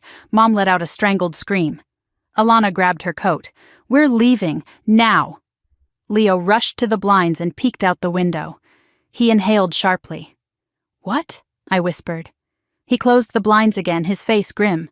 Black SUV downstairs, running, and someone is leaning against it. Who? I whispered. Your father. My breath stopped. Dad? He looks shaken, Leo said, like he regrets everything. But he's waiting. For me? I whispered. For all of you, Alana said tightly. Hale wants everyone together. Mom bolted to the window, pulled the curtains aside just enough to see. and collapsed into a sobbing heap. "Jim," she whispered, hands shaking. "Oh, God, what did he do?" Granddad rasped. "He made a deal." I felt cold. "What kind of deal?" Alana answered, voice like steel. "The kind men make when they're cornered. He's offering himself as leverage, or a distraction, or bait." "That doesn't make sense," I whispered. "No," she said. "But men like your father don't think clearly under pressure. Hale promised him something: money, protection, a second chance. Who knows, but if Jim Bennett is standing guard for Hale, then the situation is worse than I anticipated." Leo turned to me. "We aren't walking to that car." "No," Alana said. "We're going out the back. We can't outrun him forever," I whispered. "You don't have to," Alana said. "You just have to get to a judge before he gets to you." My breath trembled. "Why?" "Because," she said, opening a drawer and pulling out a sealed envelope, "I have what we need." She handed it to me. "This is the petition for a temporary emergency injunction protecting you and your grandfather. If we file this tonight, Hale's actions become criminal, not civil, criminal." Leo blinked. "Can that stop him?" "No," Alana said. "But it gives us the legal right to bring federal eyes into this." "Federal?" Mom whispered. "Yes," Alana said. "Because once Nova is mentioned in a legal filing, it becomes a national concern. And Hale Tech cannot operate in the shadows anymore." Granddad stared at her with awe. "You're risking everything." "I'm doing my job," she said simply. The lights flickered again, hard this time, plunging the room into near darkness before they flared back to life. We all froze. Then footsteps echoed in the hallway. Slow, deliberate, approaching. Mom covered her mouth, trembling. "It's him!" Alana grabbed our coats. "Back exit, now, go!" Leo grabbed Granddad. I grabbed the tin box, and as we moved toward the emergency door, I heard Hale's voice from the hallway, calm and cold and terrifyingly close. "Maya, I'm done knocking." The doorknob rattled, the metal bent, and then the door began to open. Leo yanked the emergency exit door open just as the main office door behind us groaned under the weight of Hale's strength. The sound was unnatural, metal bending, straining, surrendering. We spilled into the dimly lit service corridor, the heavy door slamming shut behind us. Alana locked it with trembling fingers, then grabbed the handle of the stairwell door and hissed, "Down, fast!" We hurried down concrete steps that echoed too loudly, each footfall sounding like a beacon for whoever might be following. Granddad clung to the railing with one hand, to Leo's arm with the other, his breath ragged. Mom stumbled more than she walked, sobbing quietly as she descended. I held the tin box to my chest so tightly the metal edges dug into my palms. Above us, the emergency exit rattled. Then, a single metallic bang vibrated through the stairwell. Hale had found the door. Alana's voice was a harsh whisper. "Move!" 2 more flights. 3. When we burst into the underground level, the air stung with cold. We rushed through a side door into a narrow alley behind the building, the kind of alley nobody wanted to walk through, with flickering lights, old dumpsters, and shadows that felt too alive. Leo scanned the open space. "Where's your car, Alana?" "Across the street," she said. "Black sedan. We're heading for the courthouse. They keep judges available for after-hours emergencies." Granddad swayed. I can't keep up a fast pace." "You don't have to," Leo said, sweeping him into his arms before Granddad could protest. "I've got you." We darted toward the mouth of the alley, boots splashing through shallow puddles as the winter air cut through our coats. My lungs burned with cold and fear. A sound echoed behind us. The stairwell door, opening, Alana's breath hitched. "Run!" We sprinted across the alley entrance just as a figure stepped into view at the far end, not close enough to see his face but unmistakable in posture and presence. "Hale!" He started walking forward. Leo cursed and picked up speed. "Go! Go!" We reached the sidewalk. Across the icy street, the courthouse loomed in massive stone, and next to it, Alana's sedan sat under a streetlight, close, So close. But when Leo reached the first parked car along the curb, he slowed. Wait, something's wrong. What? I gasped. His eyes narrowed. That police cruiser, wipers are moving, but the lights are off. Mom blinked. So? So cruise control doesn't work when a car is off, Leo said. Someone's inside. Alana's jaw clenched. Hale called them. I felt something drop inside me. The police. Are with him? Maybe not officially, she said. But he has leverage everywhere. I told you, he doesn't leave loose ends. Granddad whispered, We're trapped. No, Leo growled, not yet. He scanned the street again, calculating. The courthouse had multiple entrances, but the front was where cameras and potential ambushes were. The side entrances were locked after hours, but then he saw it. The loading ramp, he said. Basement entrance, it's open. Alana followed his gaze and nodded. Good, that gets us inside without being seen. We hurried across the street just as the cruiser door opened and a uniformed officer stepped out, adjusting his coat and scanning the area. Leo swore again. Move! We slipped behind a row of parked cars, keeping low. The officer didn't notice us, yet. But Hale was getting closer. The sound of his measured footsteps on pavement was unmistakable. We reached the courthouse ramp just as wind gusted fiercely, blowing snowflakes sideways in sheets.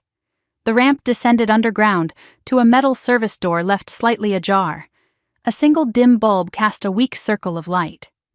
Leo pushed the door open carefully. Go inside, I'll follow. He let Mom and Granddad enter first, then me, then Alana. The moment Leo stepped through, he gently shut the door. Darkness enveloped us, except for the faint glow ahead.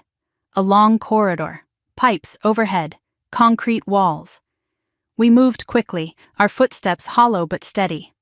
Alana whispered, If we get to the records room, I can access the emergency filing system. Once the injunction is logged, it becomes part of the federal database. And that helps how? I asked breathlessly. Because Hale Tech can't erase federal records, she said. They can erase people, but not that. We turned a corner and froze. A second police officer stood at the end of the hall. He wasn't surprised to see us. He stepped forward slowly. Ms. Bennett? Ms. Ward? Ward. Hearing my name like that hit me like a slap. He continued, voice too polite. I'm here to escort you. Alana stepped in front of me. Officer, this is a protected client. He held up a hand. Ma'am, please don't make this complicated. Leo moved between us and the officer, fists clenched. We're not going anywhere with you. The officer's eyes flicked to Leo. Something cold passed through his expression. Son, I'm not here to arrest anyone. I was instructed to bring Ms. Bennett to a safe car. Mom stepped forward, almost hopeful.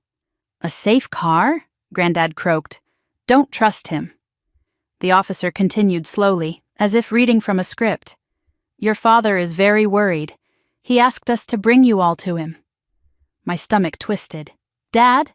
The officer nodded. Yes. He said things have gotten out of hand. He wants to talk, settle things before lawyers get involved. Alana laughed. Short, dry, furious. Nice try. The officer's jaw tightened. Ma'am, he's your father. He wants a peaceful resolution. I stepped backward, shaking my head. My father doesn't call the police. He hides behind them. Ms. Bennett, the officer said softly, if you resist, this becomes a legal matter. No, Alana said sharply. It becomes entrapment. The officer's hand moved toward his belt. Not his gun, but his radio. Leo stiffened. Don't. The officer hesitated, then lowered his hand. And that's when we heard it. Footsteps behind us. Footsteps in front of us. We were boxed in from both ends. Hale was no longer alone. I felt my breath hitch. What do we do? Alana whispered. Only one thing. She grabbed my arm and shoved the tin box into my hands. Run! Before I could react, she slammed her shoulder into the officer in front of us, knocking him sideways with a startled grunt. Leo grabbed Granddad and pulled him toward a narrow maintenance door to our right. Mom stumbled after him. Alana shouted, "Maya, move!" I ran. The corridor blurred as I sprinted toward the door Leo was holding open. Behind me, the officer yelled, "Stop! Stop right there!" I didn't stop. Leo yanked me through the doorway and slammed the door shut. "This way." We raced down a steep concrete staircase that seemed to go deeper underground than anything above had suggested. Mom panted desperately. "Where does this lead?" "The old archives," Alana said, breathless as she ran beside me. "They were sealed off years ago. Hale won't know the layout." We reached the bottom of the stairs and burst into a cavernous room lined with old shelves, dusty file boxes, broken furniture. It smelled of mold and history. Leo shoved a metal cabinet against the door. "That'll hold them for a few minutes." Mom collapsed against a pillar, sobbing. Granddad sank onto a crate, clutching his chest. I need a moment." I knelt beside him. "Breathe. Just breathe." Leo looked at the tin box still clutched in my shaking hands. "Whatever he wants, it's in there, or connected to it." Alana paced, thinking fast. "He's not after the box. He's after her." Mom sobbed harder. My baby, my baby." Granddad lifted his eyes to mine. "Child, we have to talk, now." I swallowed. "Granddad?" He reached into his coat, pulled out a folded map, one we hadn't seen before. "This," he whispered, "is the real secret. The location of the second door. I didn't show it earlier because I was afraid." My heartbeat roared in my ears. "Where?" He pointed to a hand-drawn symbol. "The old pecan tree." I shook my head. "You already said that." "No," he said urgently. "Not under it." Then the floor vibrated, footsteps overhead, dozens of them. Granddad whispered, "The door is in the tree." Before I could ask what that meant, the overhead door shuddered violently. Hale's voice echoed through the metal. "Maya, stop running." Leo grabbed a rusted pipe like a weapon. Alana pulled out her phone, dialing emergency numbers again and again. Mom covered her ears. Granddad pressed the map into my hands. "If anything happens to me, if anything happens tonight, you must go to the tree." The metal door screeched as someone pried it open. "Maya," Hale called, calm as death. "Open the door." I stood frozen, then something inside me cracked. Not fear, but resolve. "No," I whispered. Leo stepped beside me. "We're not giving him anything." Alana positioned herself like a shield. Mom sobbed. Granddad whispered a prayer. The door above tore open with a scream of metal, and Hale stepped inside the dark room, no longer knocking, no longer coaxing, but hunting. Hale stepped into the dark archive room as if he owned it, the weak overhead bulbs casting his tall frame into long, predatory shadows. His coat brushed against the scattered shelves, his shoes silent on the concrete floor. He wasn't out of breath. He wasn't rattled. He looked like a man arriving precisely on schedule. Mom whimpered and sank behind a wooden crate. Leo lifted the rusted pipe higher, muscles tight, ready to swing if he had to. Alana positioned herself beside him, blocking Hale's line of sight to me and Granddad. But Hale didn't look at any of them. He looked only at me. "Maya," he said softly, "why do you keep running? You know you'll end up right where you started." Leo spat. "Stay back." Hale didn't even spare him a glance. "If I wanted to stop him," he murmured, "he wouldn't be standing." Granddad clutched my arm. "Don't speak to him. Don't answer anything." I held the tin box against my chest, pulse hammering so hard I swore Hale could hear it. Hale stepped forward. "Put that down, Maya. It's not important anymore." Alana narrowed her eyes. "Then why chase us?" He smiled, cold, sharp, "Because Maya has something far more valuable." Leo shifted. "She has nothing for you." "Nothing?" Hale repeated, amused. "She has the bloodline. She has the key. She is the key." Granddad surged forward with surprising strength. "You know nothing about her." Hale tilted his head, I know her better than you think, Elias. Better than even her parents. Better than her sister. You see, Carla told me everything once I persuaded her to trust me. Mom gasped. You manipulated Carla? She's just a girl. Hale laughed, a low, icy sound. She's a woman who believes she deserves the world. Easy to control. And your husband? He shrugged. He was even easier. Mom covered her mouth, shaking. Hale's gaze returned to me. Your family is so predictable, Maya. But you still surprise me. His eyes flickered with something colder. You remind me of Adrian. Granddad stiffened. Don't say his name. He was stubborn, too. Hale's voice dropped to a whisper. Brilliant, but stubborn. Leo stepped forward. Leave, now. Hale sighed. I don't want to hurt any of you, truly. I want cooperation. I'm offering protection, stability, wealth. Alana barked a humorless laugh. You're offering coercion, extortion, and kidnapping. He gave her a flat look. Lawyers always dramatize. Footsteps thudded down the hallway behind him. 2 men appeared in the stairwell, dressed in security uniforms that were absolutely not from this building. Hale Tech's private operatives. They blocked the only exit. Mom clutched her chest. Oh, God. Hale spread his hands. Maya, the game is over. You can't run anymore. You can't hide. And you can't fight me. I swallowed hard, voice trembling. What do you want? Granddad hissed. Don't ask him. What I want, Hale said, stepping closer, is access. I backed up instinctively, the tin box pressing hard against my ribs. To what? Alana demanded. Hale laughed softly. Don't pretend you don't know. Granddad whispered fiercely. He wants the second door, child. He wants the tree. Hale's eyes gleamed. Ah, so you told her. My heart sank. You knew? Of course, he said. Adrian Ward was many things, but subtle he was not. A tree? A map written with ink that only appears when heated? It wasn't difficult to unravel. Granddad's face went chalk white. That's impossible. He never revealed the second location.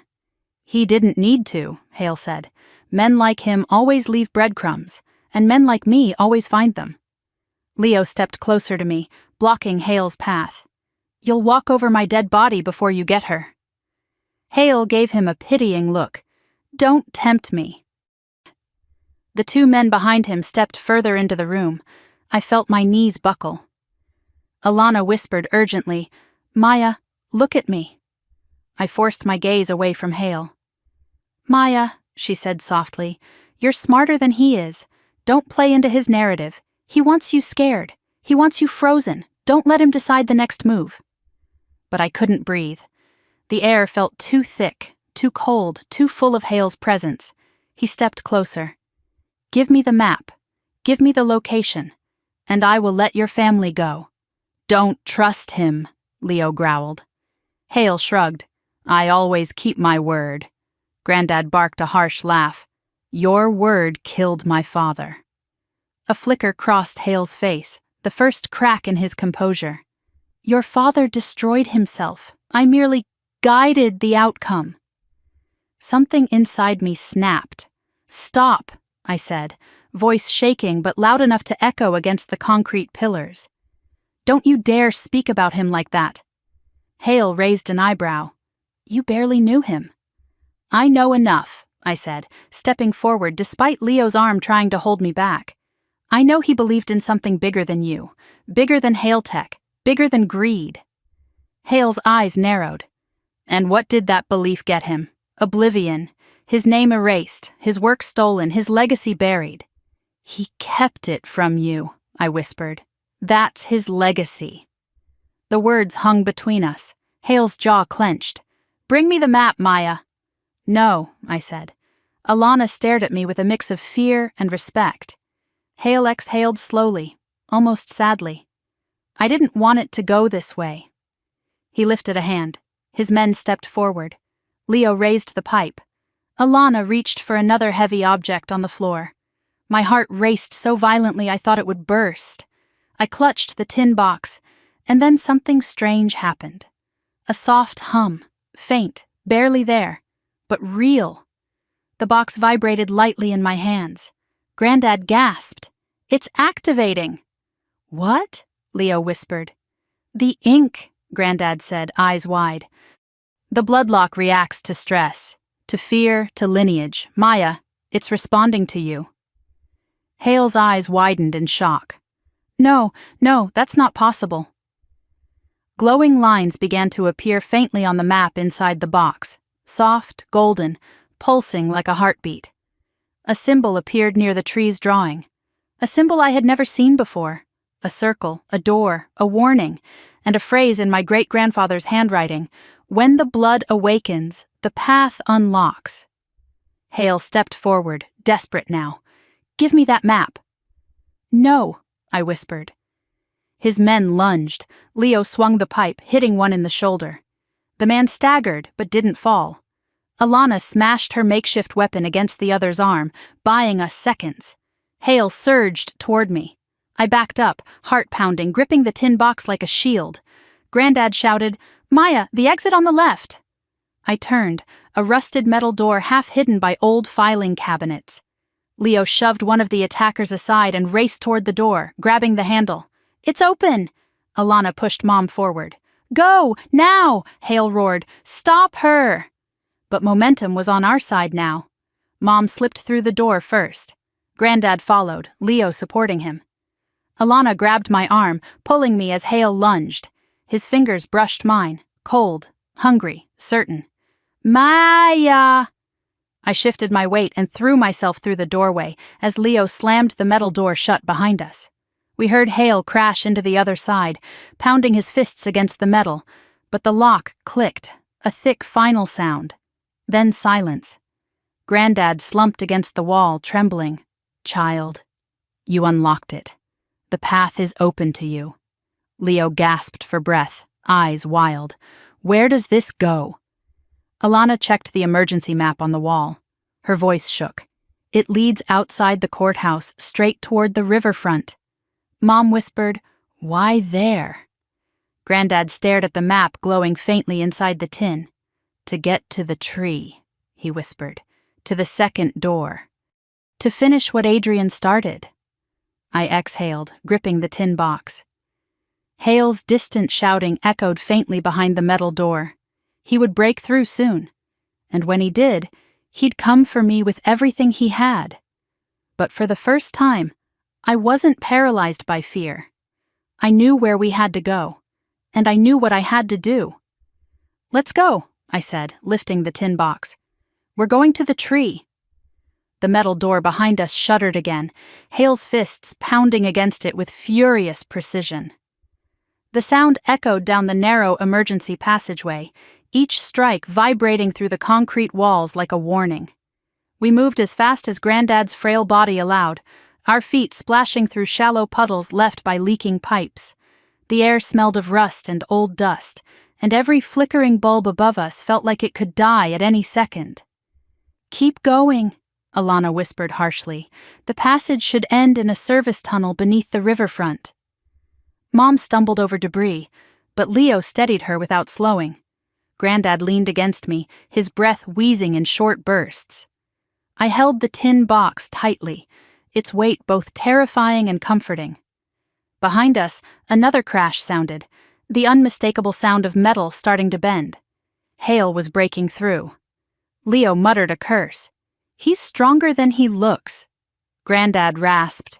"He's relentless. He always was." We reached a T-shaped intersection. The map on the wall was smeared, water-damaged, but Alana squinted at it, tracing the faded lines with her finger.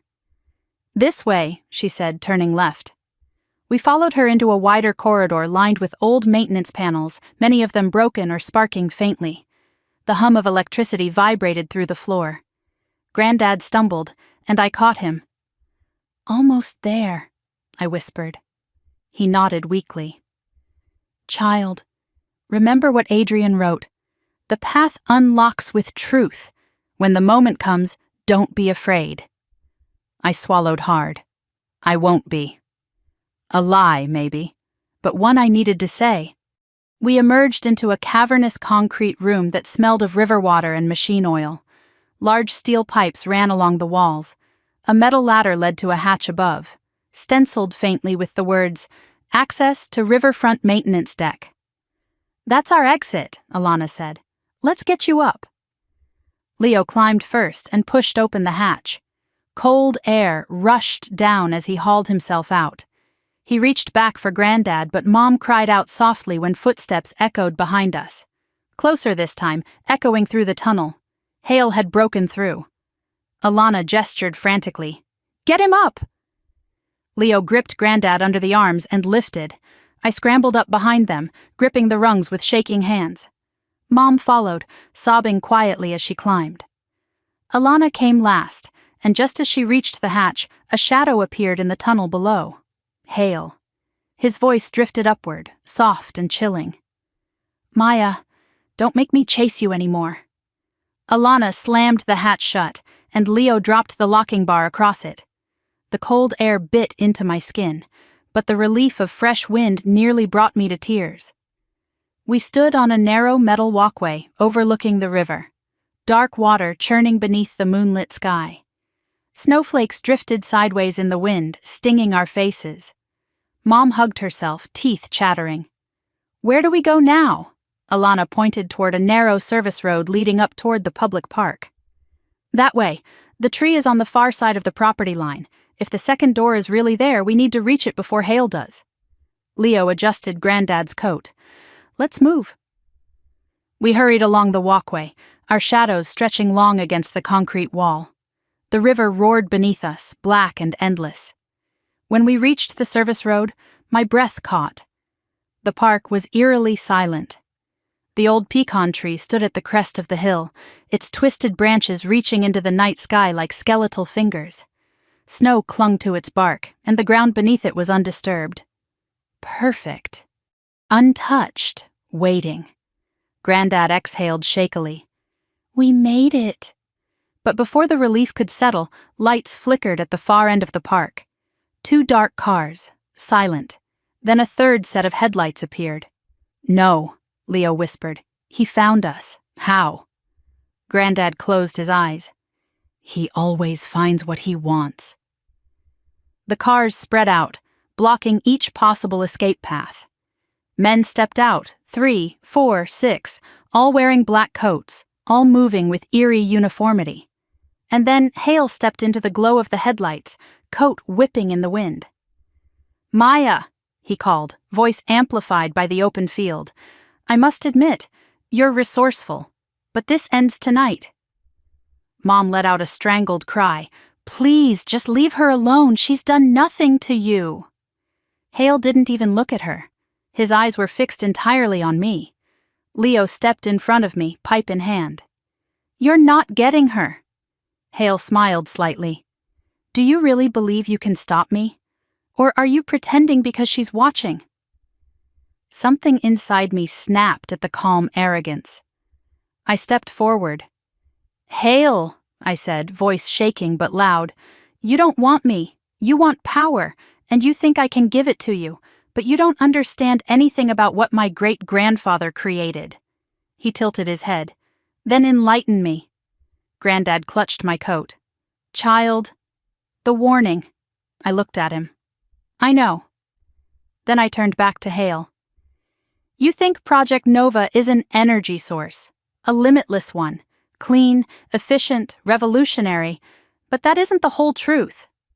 He frowned slightly. I lifted the tin box. Nova wasn't designed to be used. It was designed to be judged. Hale's eyes narrowed. "You're lying." I shook my head.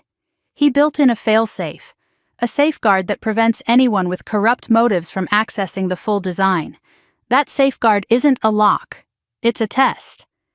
Hale's breath caught, just faintly, but enough. Behind me, Leo whispered, "Maya, what are you doing?" I ignored him. "It can sense intention," I said. "It can sense greed, violence, ego. Anyone who approaches the second door with those things in their heart will never open it." Hale took a step forward, face tightening. "That's nonsense," he muttered. "Technology doesn't work like that." "This one does," I whispered. He lunged toward the tree. "Stop!" Granddad cried, but Hale ignored him, reaching for the trunk. As his gloved hand touched the bark, nothing happened. No vibration, no glow, no shift. The tree remained still, silent, unmoving. Hale turned back to me, fury twisting his features. "Enough games!" He stepped toward me. Leo swung the pipe, but one of Hale's men intercepted him, tackling him to the ground. Mom screamed. Alana reached for her phone, but another operative snatched it away and grabbed her arms. I stood alone. Hale grabbed my wrist. "You will show me how to open it." "No," I whispered. His fingers dug into my skin. Granddad shouted, voice cracking, "Maya, the truth! Tell the truth!" Hale yanked my arm. "Tell me where the door is." My heart pounded. I pressed my free hand against the tree's trunk. The bark was cold, solid. And then I whispered the words I had never said aloud, not to anyone, words that had lived in the darkest part of me my entire life. "I am not a Bennett." The ground trembled faintly beneath my feet. Hale froze. I lifted my chin. "I am Maya Ward, great-granddaughter of Adrian Ward, the bloodline you tried to erase." The vibration grew stronger. The bark beneath my palm warmed. Hale stepped back in shock, eyes widening. "No." "You hunted the wrong family," I whispered. "You underestimated the wrong person." A golden line traced itself along the tree's bark, forming a perfect circle where no opening had existed moments before. A door, a real door. Hale stumbled forward. "Open it!" He reached for me again, but the tree pulsed with light, and a shock wave rippled outward, knocking him backward onto the snow. His men staggered. Mom fell to her knees. Leo grabbed my arm, pulling me away from the expanding glow. The door in the tree slid open with a soft, ancient whisper. Inside was a chamber carved into the earth, lined with shelves of old notebooks, blueprints, reels of film, and a single metal pedestal. Granddad let out a sob. "Adrian, you magnificent fool!" Hale cried out, scrambling to his feet. "No!" He lunged for us. I stepped into the chamber. The glow flared, bright, brilliant, blinding, and then constricted violently. The door slammed shut in Hale's face. Darkness swallowed us. For a moment, all I heard was Granddad's breath and Leo's heartbeat pounding beside me. Then a soft light bloomed from within the pedestal. A final note. In my great-grandfather's handwriting, "Truth chose you. Protect what matters. Destroy what does not." I closed my eyes. Outside, we heard Hale screaming. Wild, furious, desperate, but the tree did not open for him. It never would. We waited in the safety of the chamber until dawn broke, and Alana confirmed Hale and his men had fled, scattered like rats when the police sirens, real ones, started blaring across the park. Hours later, wrapped in blankets and surrounded by officers who'd finally been forced to listen, I held the note to my chest. My story was no longer about fear, or shame, or survival. It was about truth. Truth chosen, truth claimed, truth finally spoken. And when I looked at Leo, at Granddad, at Mom, now quiet, remorseful, broken open by everything, we were not victims anymore. We were free, and the world outside was finally ready to hear what the Ward family had protected for generations. Thank you, dear listeners, for staying with me through this long, winding journey. If this story moved you, frightened you, or made you think about the power of family, truth, and courage, I'd love to hear your thoughts. Leave a comment below and tell me where you're listening from. If you enjoyed the story, please like the video, subscribe to the channel, and stay with us for many more powerful, emotional life stories. Your support means the world. Until next time, stay safe, stay kind, and protect the truth that lives in your heart.